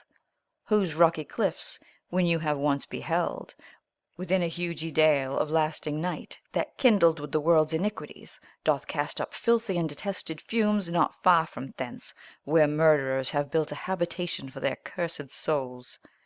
There, in a brazen cauldron, fixed by Jove, in his fell wrath, upon a sulphur flame, yourselves shall find Lorenzo bathing him in boiling lead and blood of innocence. Ha, ha, ha! Ha, ha, ha! Why, ha, ha, ha! Farewell, good ha, ha, ha! Exit. Doubtless this man is passing lunatic, or imperfection of his age doth make him dote.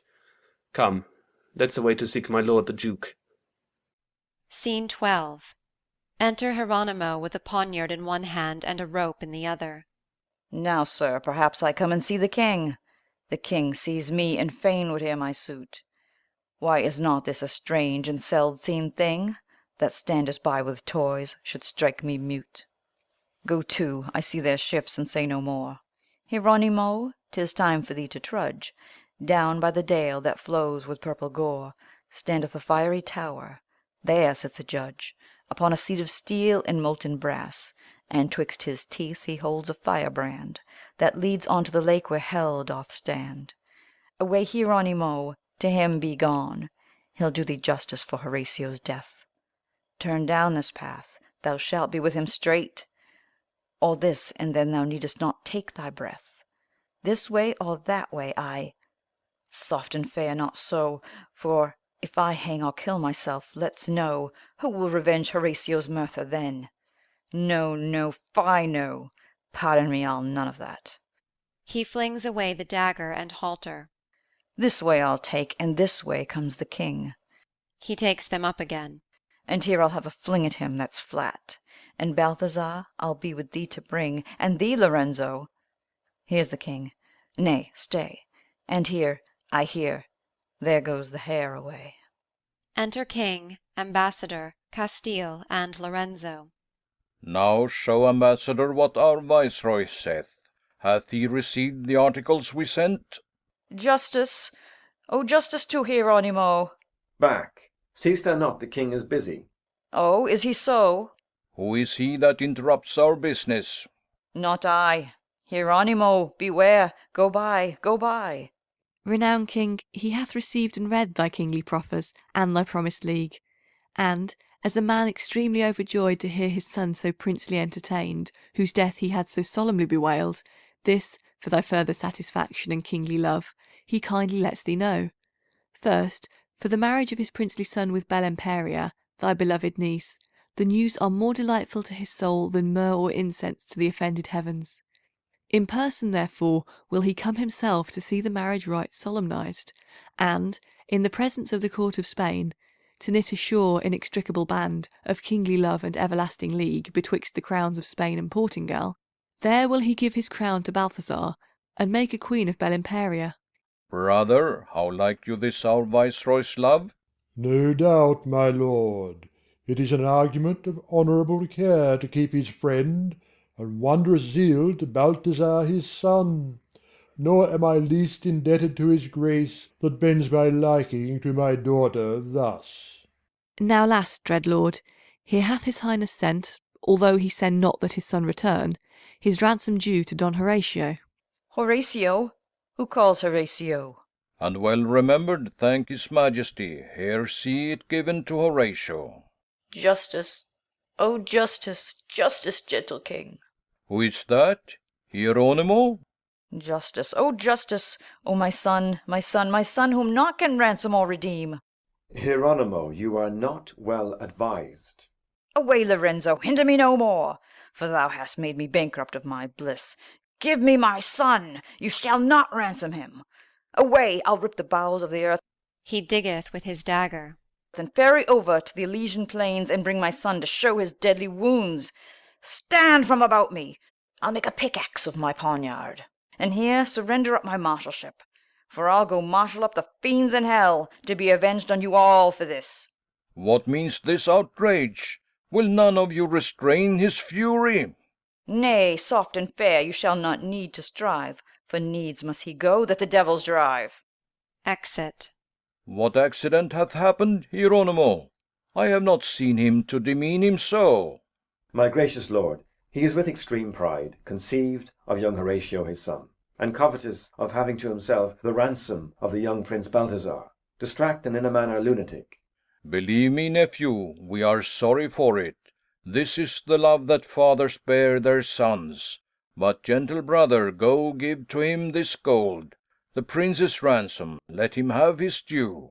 For what he hath, Horatio shall not want. Haply Hieronimo hath need thereof. But if he be thus helplessly distract, 'tis requisite his office be resigned, and given to one of more discretion. We shall increase his melancholy so. 'Tis best that we see further in it first, till when ourself will hold exempt the place. And brother, now bring in the ambassador, that he may be a witness of the match twixt Balthazar and Belemperia, and that we may prefix a certain time wherein the marriage shall be solemnized, that we may have thy lord the viceroy here. Therein your highness highly shall content his majesty, that longs to hear from hence. On then, and hear you, lord ambassador. Exeunt. Scene 12a. Enter Jaques and Pedro. I wonder, Pedro, why our master thus at midnight sends us with our torches light, when man and bird and beast are all at rest, save those that watch for rape and bloody murder. O Jacques, know thou that our master's mind is much distraught, since his Horatio died, and, now his aged years should sleep in rest, his heart in quiet. like a desperate man, grows lunatic and childish for his son. Sometimes, as he doth at his table sit, he speaks as if Horatio stood by him. Then, starting in a rage, falls on the earth, cries out, Horatio, where is my Horatio? So that with extreme grief and cutting sorrow, there is not left in him 1 inch of man. See, where he comes. Enter Hieronimo. I pry through every crevice of each wall, look on each tree, and search through every brake, beat at the bushes, stamp our grandam earth, dive in the water, and stare up to heaven, yet cannot I behold my son Horatio. How now, who's there? Spirits, spirits! We are your servants that attend you, sir. What, make you with your torches in the dark? You bid us light them and attend you here. No, no, you are deceived, not I. You are deceived. Was I so mad to bid you light your torches now? Light me your torches at the mid of noon, when as the sun god rides in all his glory. Light me your torches then. Then we burn daylight. Let it be burnt. Night is a murderous slut that would not have her treasons to be seen. And yonder pale-faced Hecate there, the moon, doth give consent to that is done in her darkness. And all those stars that gaze upon her face are aglets on her sleeve, pins on her train, and those that should be powerful and divine do sleep in darkness when they most should shine. Provoke them not, fair sir, with tempting words. The heavens are gracious, and your miseries and sorrows make you speak you know not what. Villain, thou liest, and thou dost not but tell me I am mad. Thou liest, I am not mad. I know thee to be Pedro, and he Jaques. I'll prove it to thee, and were I mad, how could I? Where was she that same night when my Horatio was murdered? She should have shone, search thou the book, had the moon shone. In my boy's face there was a kind of grace, that I know. Nay, I do know. Had the murderer seen him, his weapon would have fallen and cut the earth, had he been framed of naught but blood and death. Alack, when mischief doth it knows not what shall we say to mischief? Enter Isabella. Dear Hieronimo, come in a'doors. Oh, seek not means so to increase thy sorrow. Indeed, Isabella, we do nothing here. I do not cry. Ask Pedro, and ask Jaques. Not I, indeed. We are very merry, very merry. How? Be merry here? Be merry here? Is not this the place, and this the very tree where my Horatio died? Where he was murdered? Was, do not say what. Let her weep it out. This was the tree. I said it of a kernel, and when our hot Spain could not let it grow, but that the infant and the human sap began to wither, duly twice a morning would I be sprinkling it with fountain water. At last it grew, and bore and tore, till at the length it grew a gallows, and did bear our son. It bore thy fruit and mine. A wicked, wicked plant!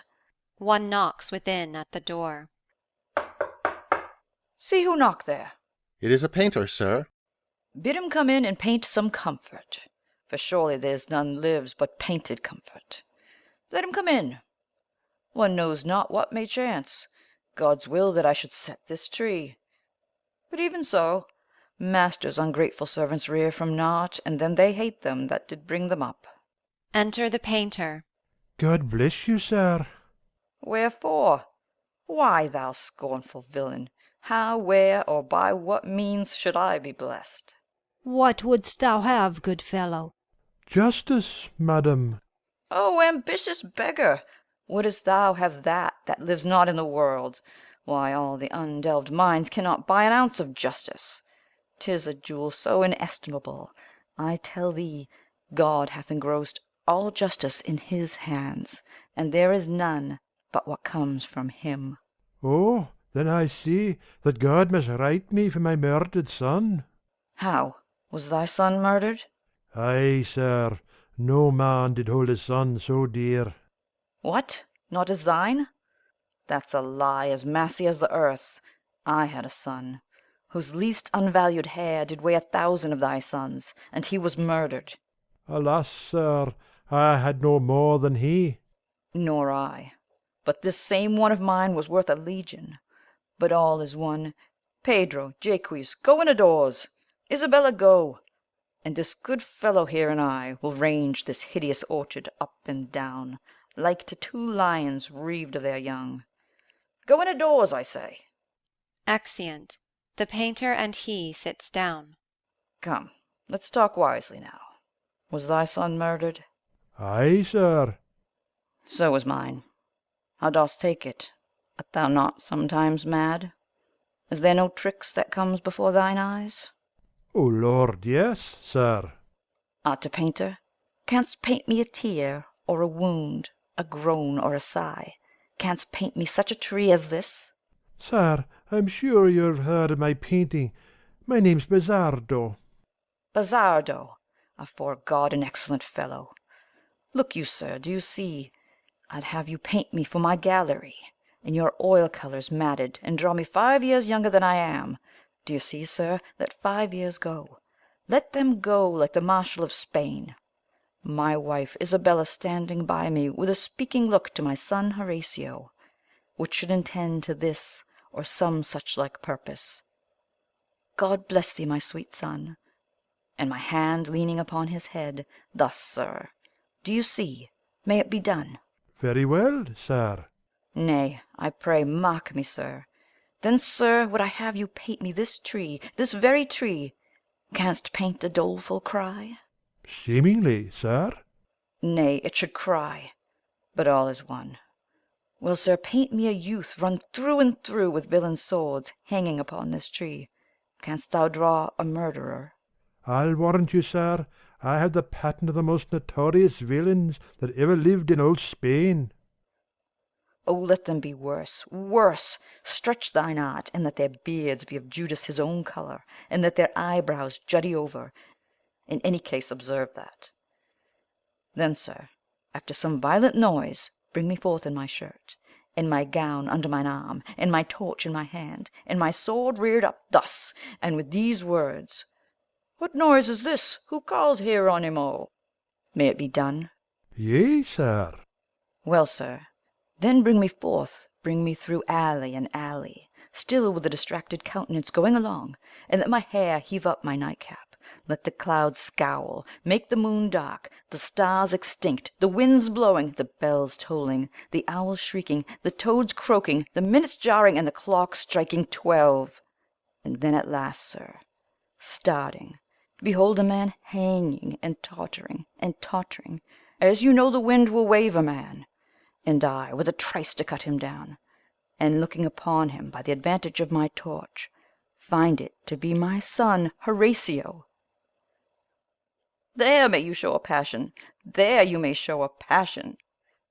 Draw me like old Priam of Troy, crying, The house is afire, the house is afire, as the torch over my head. Make me curse, make me rave, make me cry, make me mad, make me well again, make me curse hell, invocate heaven, and in the end leave me in a trance, and so forth. And is this the end? Oh no, there is no end. The end is death and madness. As I am never better than when I am mad, then methinks I am a brave fellow. Then I do wonders. But reason abuseth me, and there's the torment, there's the hell. At the last, sir, bring me to one of the murderers, were he as strong as Hector. Thus would I tear and drag him up and down. He beats the painter in, then comes out again with a book in his hand. Scene 13. Enter Hieronimo with a book in his hand. Vindicta mihi. Aye, heaven will be revenged of every ill, nor will they suffer murder unrepaid. Then stay, Hieronimo, attend their will, for mortal men may not appoint their time. Per scilis semper tutem est, celiribus iter. Strike and strike home where wrong is offered thee, for evils unto ills conductors be, and death's the worst of resolution. For he that thinks with patience to contend to quiet life, his life shall easily end. Fata si miseros juvant, habes salutem. Fata si vitam negant, habes sepulchrum. If destiny thy miseries do ease, then hast thou health, and happy thou shalt be. If destiny deny thee life, Hieronimo, yet shalt thou be assured of a tomb. If neither, yet let this thy comfort be: Heaven covereth him that hath no burial. And to conclude, I will revenge his death. But how? Not as the vulgar wits of men, with open but inevitable ills, as by a secret, yet a certain mean, which under kinship will be cloaked best. Wise men will take their opportunity closely and safely, fitting things to time. But in extremes advantage hath no time, and therefore all times fit not for revenge. Thus therefore will I rest me in unrest, dissembling quiet in unquietness, not seeming that I know their villainies, that my simplicity may make them think that ignorantly I will let all slip. For ignorance I wot, and well they know, remedium malorum iners est, nor aught avails it me to menace them, who, as a wintry storm upon a plain, will bear me down with their nobility. No, no, Hieronimo, thou must enjoin thine eyes to observation, and thy tongue to milder speeches than thy spirit affords, thy heart to patience, and thy hands to rest, thy cap to courtesy, and thy knee to bow, till to revenge thou know when, where, and how. A noise within. How now? What noise? What coil is that you keep? Enter a servant. Here are a sort of poor petitioners, that are importunate, and it shall please you, sir, that you should plead their cases to the king. That I should plead their several actions. Why, let them enter, and let me see them. Enter 3 citizens and an old man. So, I tell you this, for learning and for law there is not any advocate in Spain that can prevail, or will take half the pain that he will in pursuit of equity. Come near, you men, that thus importune me. Aside. Now must I bear a face of gravity, for thus I used before my marshallship, to plead in causes as corregidor. Come on, sirs, what's the matter? Sir, an action. Of battery? Mine of debt. Give place. No, sir. Mine is an action of the case. Mine an ejectione firme, by a lease. Content you, sirs, are you determined that I should plead your several actions? Ay, sir, and here's my declaration.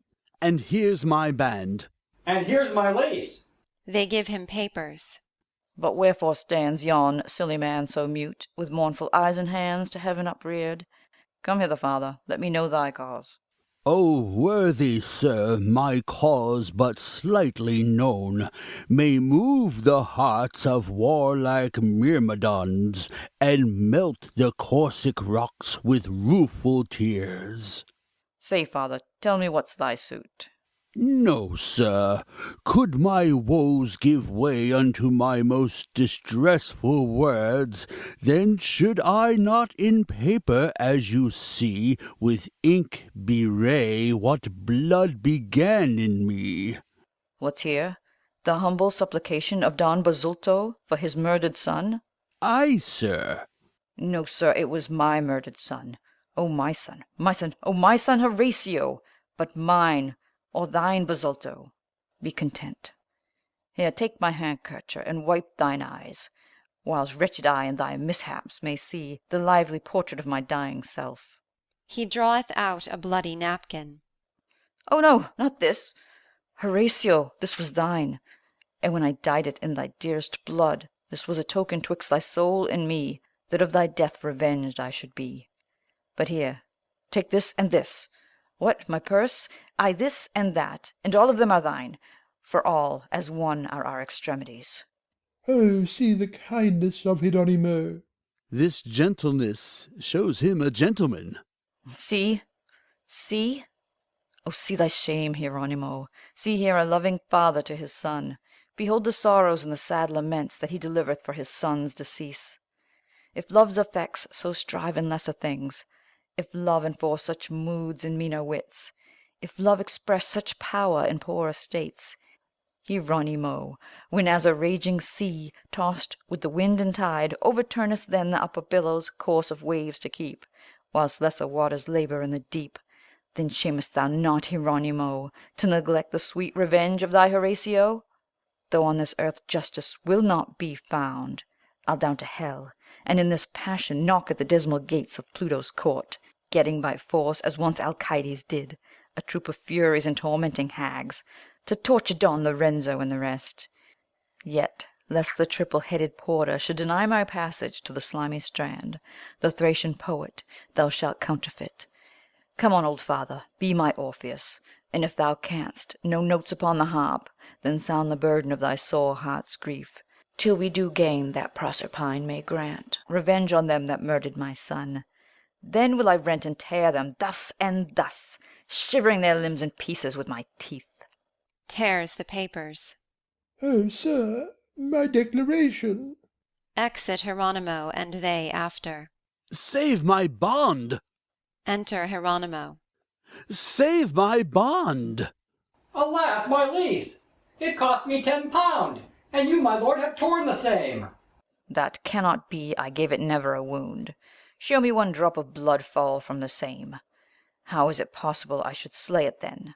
Tush, no, run after, catch me if you can. Exeunt all but the old man. Basulto remains till Hieronimo enters again, who, staring him in the face, speaks.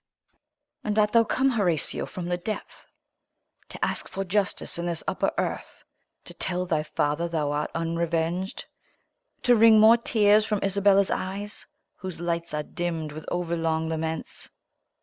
Go back, my son, complain to Aeacus, for here is no justice. Gentle boy, be gone, for justice is exited from the earth. Hieronimo will bear thee company. Thy mother cries on righteous Rhadamanth for just revenge against the murderers. Alas, my lord, whence springs this troubled speech? But let me look on my Horatio. Sweet boy, how art thou changed in death's black shade! Had Proserpine no pity on thy youth, but suffered thy fair crimson-coloured spring with withered winter to be blasted thus? Horatio, thou art older than thy father. Ah, ruthless fate that favour thus transforms! Ah, my good lord, I am not your young son. What, not my son? Thou then a fury art, sent from the empty kingdom of black night to summon me to make appearance before grim Minos and just Rhadamanth, to plague Hieronimo that is remiss, and seeks not vengeance for Horatio's death. I am a grieved man, and not a ghost that came for justice for my murdered son. Ay, now I know thee. Now thou namest thy son. Thou art the lively image of my grief. Within thy face my sorrows I may see. Thy eyes are gummed with tears, thy cheeks are wan, thy forehead troubled, and thy muttering lips murmur sad words abruptly broken off. By force of windy sighs thy spirit breathes. And all this sorrow riseth for thy son, and self-same sorrow feel I for my son. Come in, old man, thou shalt to Isabel. Lean on my arm. I thee, thou me, shalt stay, and thou and I and she will sing a song, 3 parts in one, but all of discords framed. Talk not of chords, but let us now be gone, for with a cord Horatio was slain. Exeunt. Scene 14. Enter King of Spain, the Duke, Viceroy, and Lorenzo, Balthazar, Don Pedro, and Belimperia. Go, brother, 'tis the Duke of Castile's cause. Salute the Viceroy in our name. I go. Go forth, Don Pedro, for thy nephew's sake, and greet the Duke of Castile. It shall be so. And now to meet these Portuguese. For as we now are, so sometimes were these, kings and commanders of the Western Indies. Welcome, brave Viceroy, to the court of Spain, and welcome all his honourable train. 'Tis not unknown to us for why you come, or have so kingly crossed the seas. Sufficeth it in this we note the troth, and more than common love you lend to us. So is it that mine honourable niece, for it beseems us now that it be known, already is betrothed to Balthazar. And by appointment and our consent, tomorrow are they to be married. To this intent we entertain thyself, thy followers, their pleasure, and our peace. Speak, men of Portugal, shall it be so? If aye, say so. If not, say flatly no. Renowned king, I come not as thou think'st with doubtful followers, unresolved men, but such as have upon thine articles confirmed thy motion, and contented me. No, sovereign, I come to solemnize the marriage of thy beloved niece, fair Belimperia, with my Balthazar.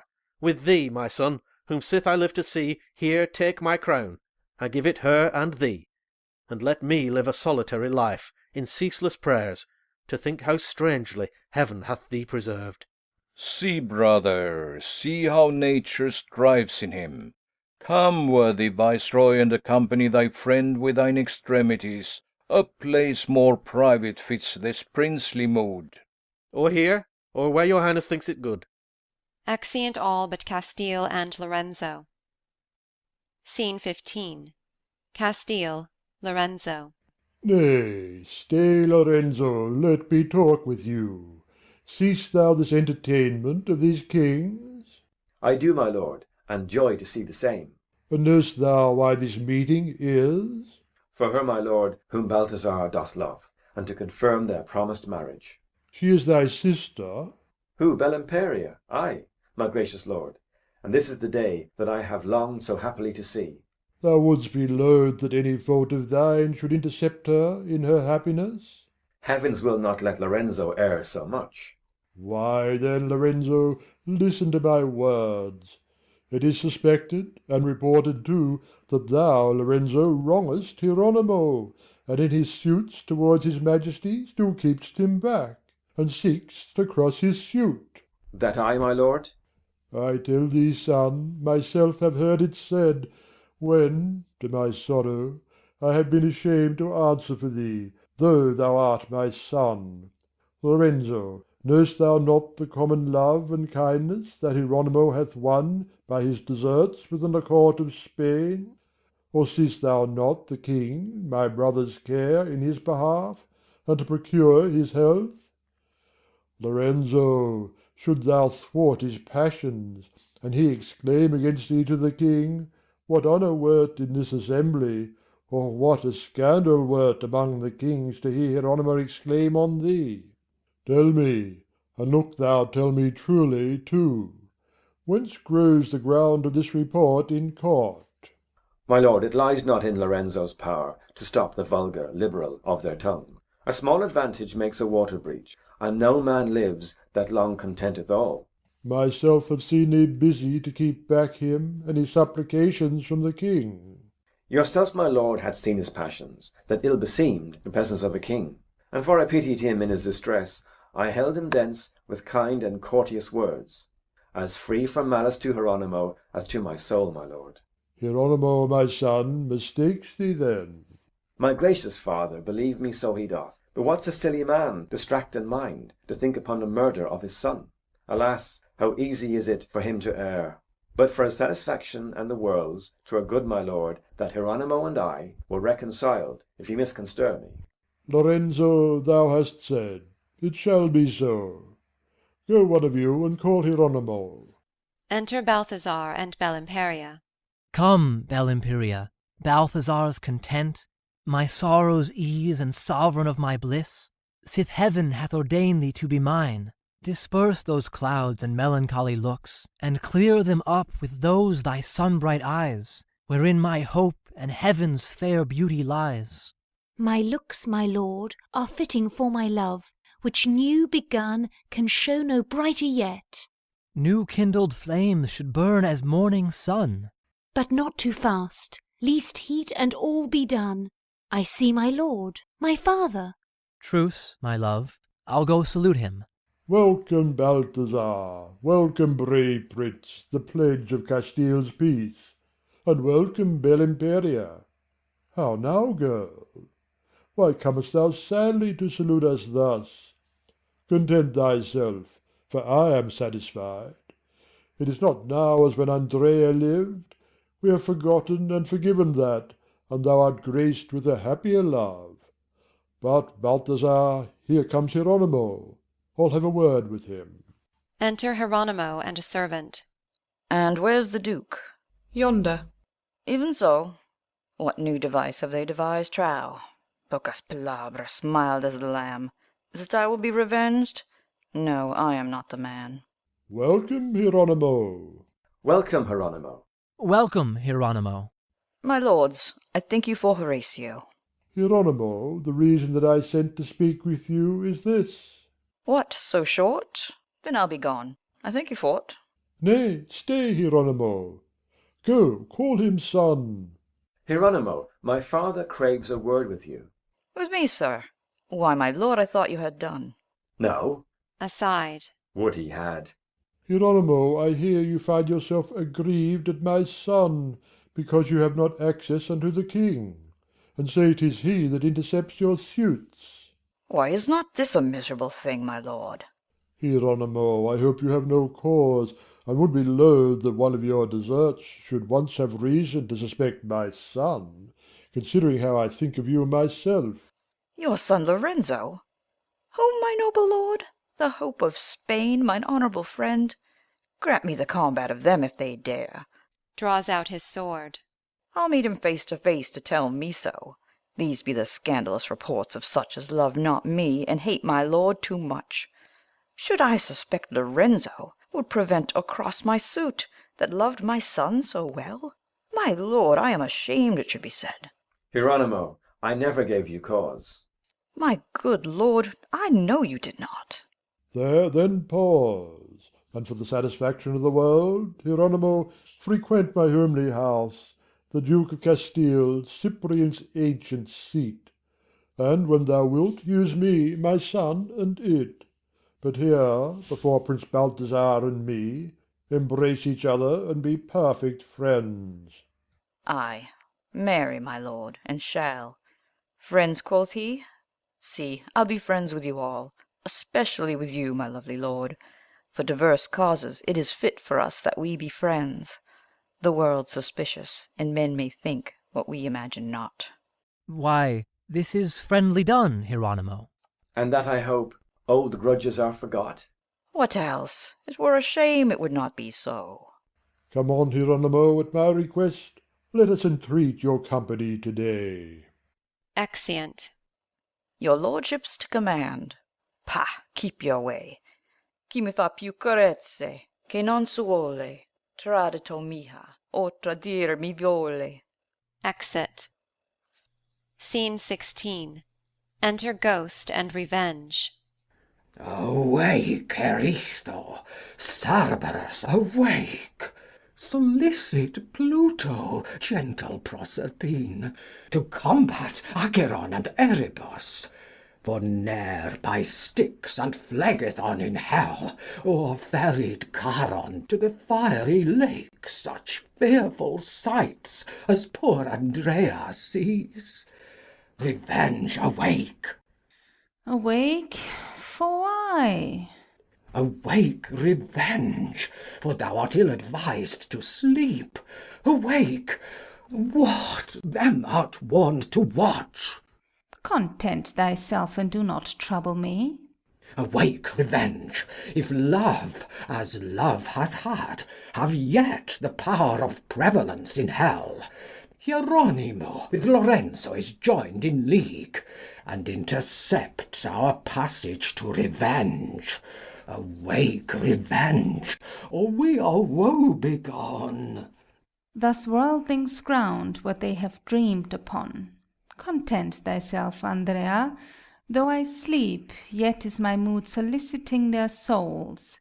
Sufficeth thee that poor Hieronimo cannot forget his son Horatio, nor dies Revenge, although he sleep awhile, for an unquiet quietness is feigned, and slumbering is a commonwealthly while. Behold, Andrea, for an instance, how Revenge hath slept, and then imagine thou what 'tis to be subject to destiny. Enter a dumb show. Awake, Revenge, reveal this mystery. Lo! The two first the nuptial torches bore, as brightly burning as the midday sun. But after them doth Hymen hie us fast, clothed in sable and a saffron robe, and blows them out, and quencheth them with blood, as discontent that things continue so. Sufficeth me, thy meanings understood, and thanks to thee and those infernal powers that will not tolerate a lover's woe. Rest thee, for I will sit to see the rest. Then argue not, for thou hast thy request. Exeunt. End of Act 3. Act 4. Scene 1. Enter Bellimperia and Hieronimo. Is this the love thou bearest, Horatio? Is this the kindness that thou counterfeits? Are these the fruits of thine incessant tears? Hieronimo. Are these thy passions, thy protestations, and thy deep laments, that thou wert wont to weary men withal? O unkind father! O deceitful world! With what excuses canst thou show thyself from this dishonour and the hate of men, thus to neglect the loss and life of him whom both my letters and thine own belief assures thee to be causeless slaughtered? Hieronimo. For shame, Hieronimo! Be not a history to after times of such ingratitude unto thy son. Unhappy mothers of such children then, but monstrous fathers to forget so soon the death of those whom they with care and cost have tended so, thus careless should be lost.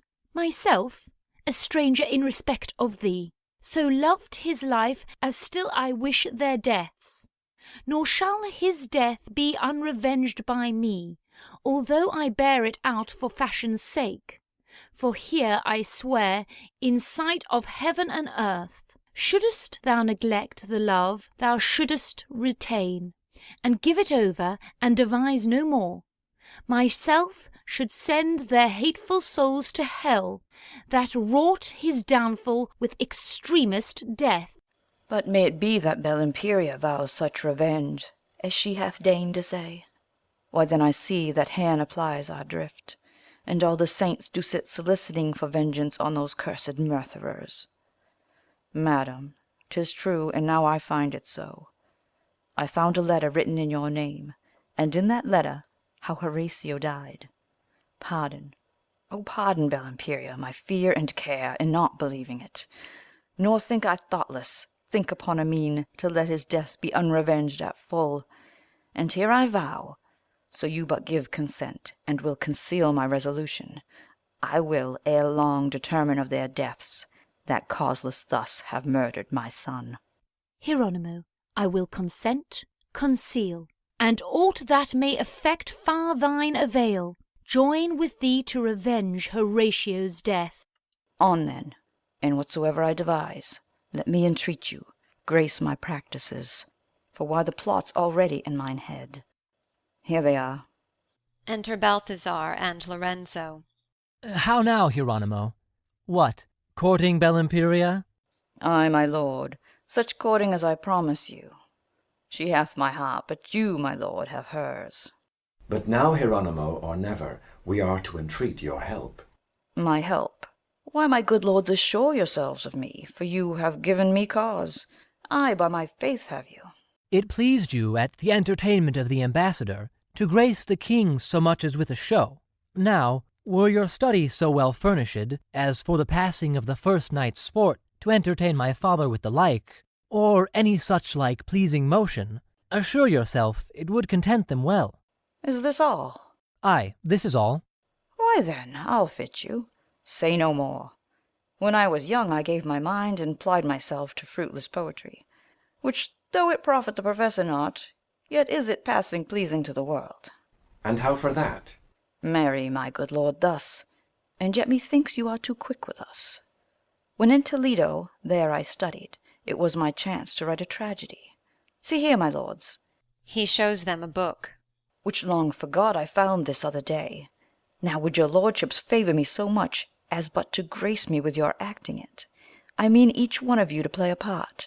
Assure you, It will prove most passing strange, and wondrous plausible to that assembly. What, would you have us play a tragedy? Why, Nero thought it no disparagement, and kings and emperors have ta'en delight to make experience of their wits in plays. Nay, be not angry, good Hieronimo. The prince but asked a question.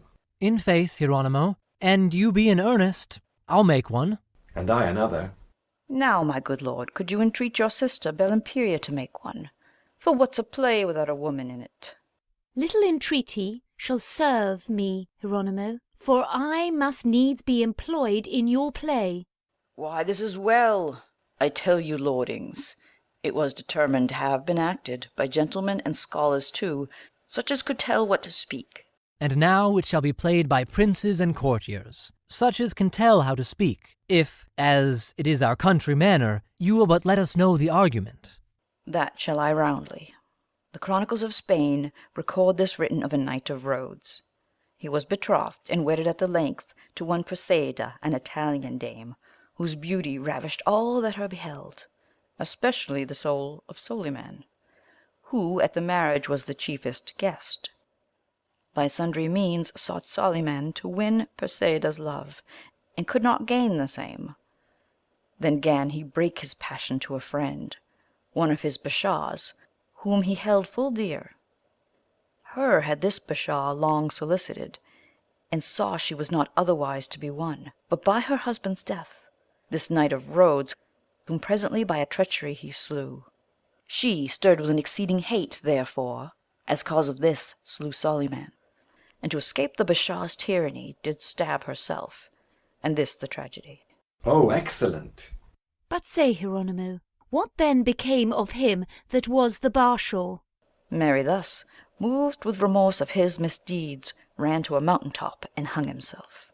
But which of us is to perform that part? Oh, that will I, my lords, make no doubt of it. I'll play the murderer, I warrant you, for I already have conceded that.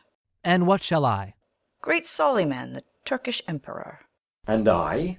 Erastus, the knight of Rhodes. And I? Perseida, chaste and resolute. And here, my lords, are several abstracts drawn, for each of you to note your parts, and act it, as occasions offered you. You must provide a Turkish cap, a black mustachio, and a falchion. Gives a paper to Balthazar. You with a cross, like to a knight of Rhodes. Gives another to Lorenzo. And, madam, you must attire yourself. He giveth Belimperia another. Like Phoebe, Flora, or the huntress, which to your discretion shall seem best.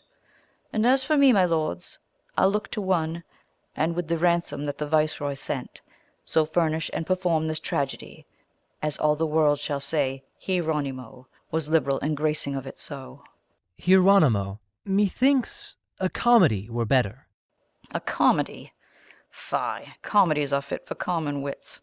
But to present a kingly troop withal, give me a stately written tragedy, tragedia connotata, fitting kings, containing matter, and not common things. My lords, all this must be performed as fitting for the first night's revelling. The Italian tragedians were so sharp of wit that in 1 hour's meditation they would perform anything in action. And well it may, for I have seen the like in Paris mongst the French tragedians. In Paris? Mass and well remembered. There's one thing more that rests for us to do. What's that, Hieronimo? Forget not anything. Each one of us must act his part in unknown languages, that it may breed the more variety. As you, my lord, in Latin, I in Greek, you in Italian, and for because I know that Belimperia hath practised the French, in courtly French shall all her phrases be. You mean to try my cunning then, Hieronimo? But this will be a mere confusion, and hardly shall we all be understood. It must be so, for the conclusion shall prove the invention and all was good. And I myself in an oration, and with a strange and wondrous show besides, that I will have there behind a curtain, assure yourself, shall make the matter known. And all shall be concluded in one scene, for there's no pleasure ta'en in tediousness. How like you this? Why thus, my lord, we must resolve to soothe his humours up. On then, Hieronimo. Farewell till soon. You'll ply this gear? I warrant you. Exeunt all but Hieronimo. Why so? Now shall I see the fall of Babylon, wrought by the heavens in this confusion, and if the world like not this tragedy, hard is the hap of old Hieronimo. Exit. Scene 2. Enter Isabella with a weapon. Tell me no more, O monstrous homicides! Since neither piety nor pity moves the king to justice or compassion, I will revenge myself upon this place, where thus they murdered my beloved son. She cuts down the arbor. Down with these branches and these loathsome boughs of this unfortunate and fatal pine. Down with them, Isabella, rent them up, and burn the roots from whence the rest is sprung. I will not leave a root, a stalk, a tree, a bough, a branch, a blossom, nor a leaf. No, not an herb within this garden plot, a cursed complot of my misery. Fruitless forever may this garden be, barren the earth, and blissless whosoe'er imagines not to keep it unmanured. An eastern wind, commixed with noisome airs, shall blast the plants and the young saplings. The earth with serpents shall be pestered, and passengers, for fear to be infect, shall stand aloof, and looking at it, tell, there, murdered, died the son of Isabel. Ay, here he died, and here I him embrace. See where his ghost solicits with his wounds revenge on her that should revenge his death. Hieronimo, make haste to see thy son, for sorrow and despair hath sighted me to hear Horatio plead with Rhadamanth. Make haste, Hieronimo, to hold excused thy negligence in pursuit of their deaths whose hateful wrath bereaved him of his breath. Ah, nay, thou dost delay their deaths, forgiv'st the murderers of thy noble son, and none but I bestir me, to no end. And as I curse this tree from further fruit, so shall my womb be cursed for his sake.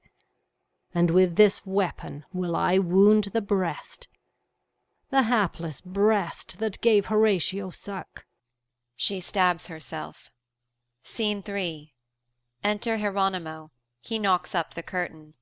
Enter the Duke of Castile. How now, Hieronimo? Where's your fellows, that you take all this pain? Oh, sir, it is for the author's credit, to look that all things may go well. But, good my lord, let me entreat your grace to give the king the copy of the play. This is the argument of what we show. I will, Hieronimo. One thing more, my good lord. What's that? Let me entreat your grace that when the train are passed into the gallery, you would vouchsafe to throw me down the key. I will, Hieronimo. Exit Castile. What, are you ready, Balthazar? Bring a chair and a cushion for the king. Enter Balthazar with a chair. Well done, Balthazar. Hang up the title. Our scene is Rhodes. What, is your beard on? Half on. The other is in my hand. Dispatch for shame. Are you so long? Exit Balthazar. Bethink thyself, Hieronimo. Recall thy wits. Recount thy former wrongs thou hast received by murder of thy son. And lastly, not least, how Isabel, once his mother and thy dearest wife, all woe begone for him, hath slain herself. Behooves thee then, Hieronimo, to be revenged. The plot is laid of dire revenge. On then, Hieronimo, pursue revenge, for nothing wants but acting of revenge. Exit Hieronimo. Scene 4. Enter Spanish king, viceroy, the Duke of Castile, and their train. Now, Viceroy, shall we see the tragedy of Solomon the Turkish Emperor, performed of pleasure by your son the Prince, my nephew Don Lorenzo, and my niece. Who? Belimperia? I and Hieronimo our marshal, at whose request they deign to dot themselves. These be our pastimes in the court of Spain. Here, brother, you shall be the bookkeeper. This is the argument of that they show. He giveth him a book. Gentlemen, this play of Hieronimo in sundry languages was thought good to be set down in English more largely for the easier understanding to every public reader. Enter Balthazar, Belimperia, and Hieronimo. Bashaw, That Rhodes is ours, yield heavens the honour, and holy Mahomet our sacred prophet. And be thou graced with every excellence that Solomon can give or thou desire. But thy desert in conquering Rhodes is less than in reserving this fair Christian Perseida, blissful lamp of excellence, whose eyes compel, like powerful adamant, the warlike heart of Solomon to wait. See, Viceroy, that is Balthazar your son that represents the Emperor Solyman. How well he acts his amorous passion. Ay, Belimperia hath taught him that. That's because his mind runs all on Belimperia. Whatever joy earth yields betide your majesty. Earth yields no joy without Perseida's love. Let then Perseida on your grace attend. She shall not wait on me, but I on her. Drawn by the influence of her lights, I yield. But let my friend, the Rhodian knight, come forth, Erasto, dearer than my life to me, that he may see Perseida, my beloved. Enter Erasto. Here comes Lorenzo. Look upon the plot, and tell me, brother, what part plays he? Ah, my Erasto, welcome to Perseida. Thrice happy is Erasto that thou liv'dst. Rhodes' loss is nothing to Erasto's joy. Sith his Perseida lives, his life survives. Ah, Bashaw, here is love between Erasto and fair Perseida, sovereign of my soul. Remove Erasto, mighty Solyman, and then Perseida will be quickly won. Erasto is my friend, and while he lives, Perseida never will remove her love. Let not Erasto live to grieve great Solyman. Dear is Erasto in our princely eye.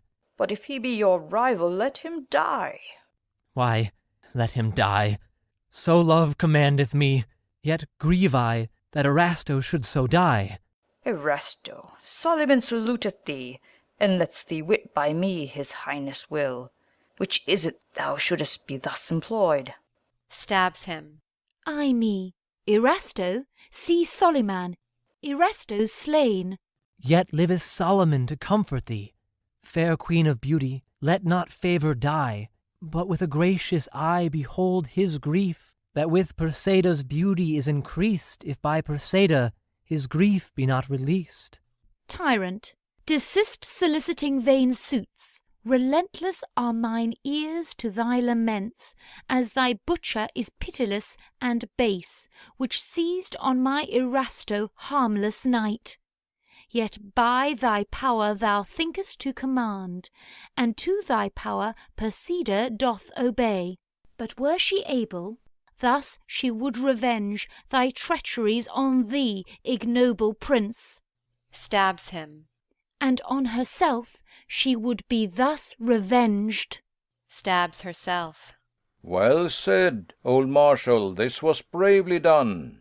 But Belimperia plays Perseida well. Were this in earnest, Belimperia, you would be better to my son than so.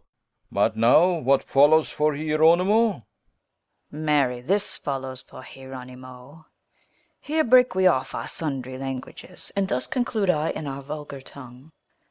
Haply you think, but bootless are your thoughts, that this is fabulously counterfeit, and that we do all as tragedians do, to die today for fashioning our scene, the death of Ajax or some Roman peer, and in a minute starting up again, revive to please tomorrow's audience. No, princes, no, I am Hieronimo, the hopeless father of a hapless son, whose tongue is tuned to tell his latest tale, not to excuse gross errors in the play. I see your looks urge instance of these words. Behold the reason urging me to this. Shows his dead son. See here my show. Look on this spectacle. Here lay my hope, and here my hope hath end. Here lay my heart, and here my heart was slain. Here lay my treasure, here my treasure lost. Here lay my bliss, and here my bliss bereft. But hope, heart, treasure, joy, and bliss, all fled, failed, died, yea, all decayed with this. From forth these wounds came breath that gave me life. They murdered me that made these fatal marks. The cause was love, whence grew this mortal hate? The hate, Lorenzo and young Balthazar. The love, my son to Belimperia. But night, the coverer of accursed crimes, with pitchy silence hushed these traitors' harms, and lent them leave, for they had sordid leisure, to take advantage in my garden plot. Upon my son, my dear Horatio. There, merciless, they butchered up my boy, in black, dark night, to pale, dim, cruel death. He shrieks, I heard, and yet methinks I hear his dismal outcry echo in the air. With soonest speed I hasted to the noise, where, hanging on a tree, I found my son, through girt with wounds, and slaughtered as you see. And grieved I, think you, at this spectacle? Speak, Portuguese, whose loss resembles mine. If thou canst weep upon thy Balthazar, 'tis like I wailed for my Horatio. And you, my lord, whose reconciled son marched in a net, and thought himself unseen, and rated me for brain-sick lunacy, with God amend that mad Hieronimo, how can you brook our play's catastrophe? And here behold this bloody handkercher, which at Horatio's death I weeping dipped with the river of his bleeding wounds. It as propitious, see, I have reserved, and never hath it left my bloody heart, soliciting remembrance of my vow with these, oh, these accursed murderers. Which now performed, my heart is satisfied, and to this end the bashaw I became, that might revenge me on Lorenzo's life, who therefore was appointed to the part, and was to represent the Knight of Rhodes, that I might kill him more conveniently. So, Viceroy, was this Balthazar thy son, that Soliman which Belimperia, in person of Preseda, murdered? Solely appointed to that tragic part, that she might slay him that offended her. Poor Belimperia missed her part in this. For though the story saith she should have died, yet I of kindness and of care to her did otherwise determine of her end. But love of him whom they did hate too much did urge her resolution to be such. And princes, now behold Hieronimo, author and actor in this tragedy, bearing his latest fortune in his fist, and will as resolute conclude his part. And gentles, thus I end my play. Urge no more words, I have no more to say. He runs to hang himself. Oh, hearken, Viceroy, hold, Hieronimo. Brother, my nephew and thy son are slain. We are betrayed. My Balthazar is slain. Break up the doors. Run, save Hieronimo. They break in and hold Hieronimo. Hieronimo, do but inform the king of these events. Upon mine honour thou shalt have no harm. Viceroy, I will not trust thee with my life, which I this day have offered to my son. Accursed wretch, why stayest thou him that was resolved to die? Speak, traitor, damned bloody murderer, speak. For now I have thee, I will make thee speak. Why hast thou done this undeserving deed? Why hast thou murdered my Balthazar? Why hast thou butchered both my children thus? But are you sure they are dead? Ay, slave, too sure. What, and yours too? Ay, all are dead. Not one of them survive. Nay, then I care not. Come, and we shall be friends. Let us lay our heads together. See, here's a goodly noose will hold them all.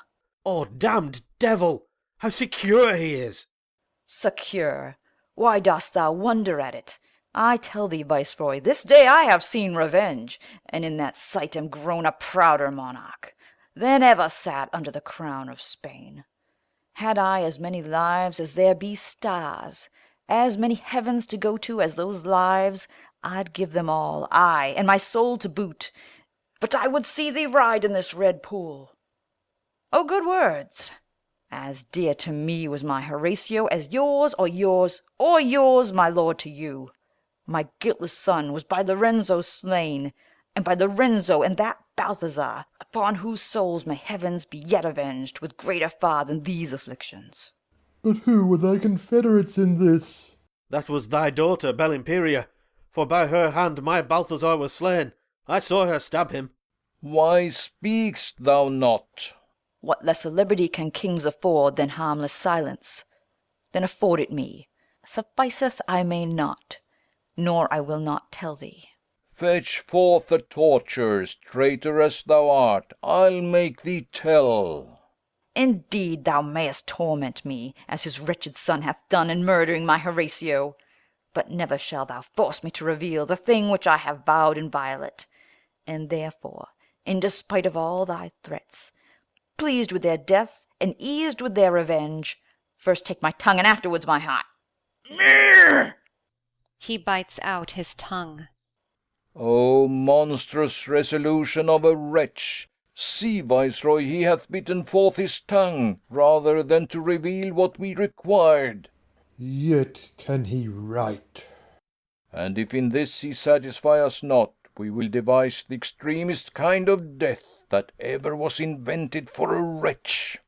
Then he makes signs for a knife to mend his pen. Oh, he would have a knife to mend his pen. Here, and advise thee that thou write the troth. Look to, my brother, save Hieronimo. He with a knife stabs the Duke and himself. What age hath ever heard such monstrous deeds? My brother, and the whole succeeding hope that Spain expected after my decease.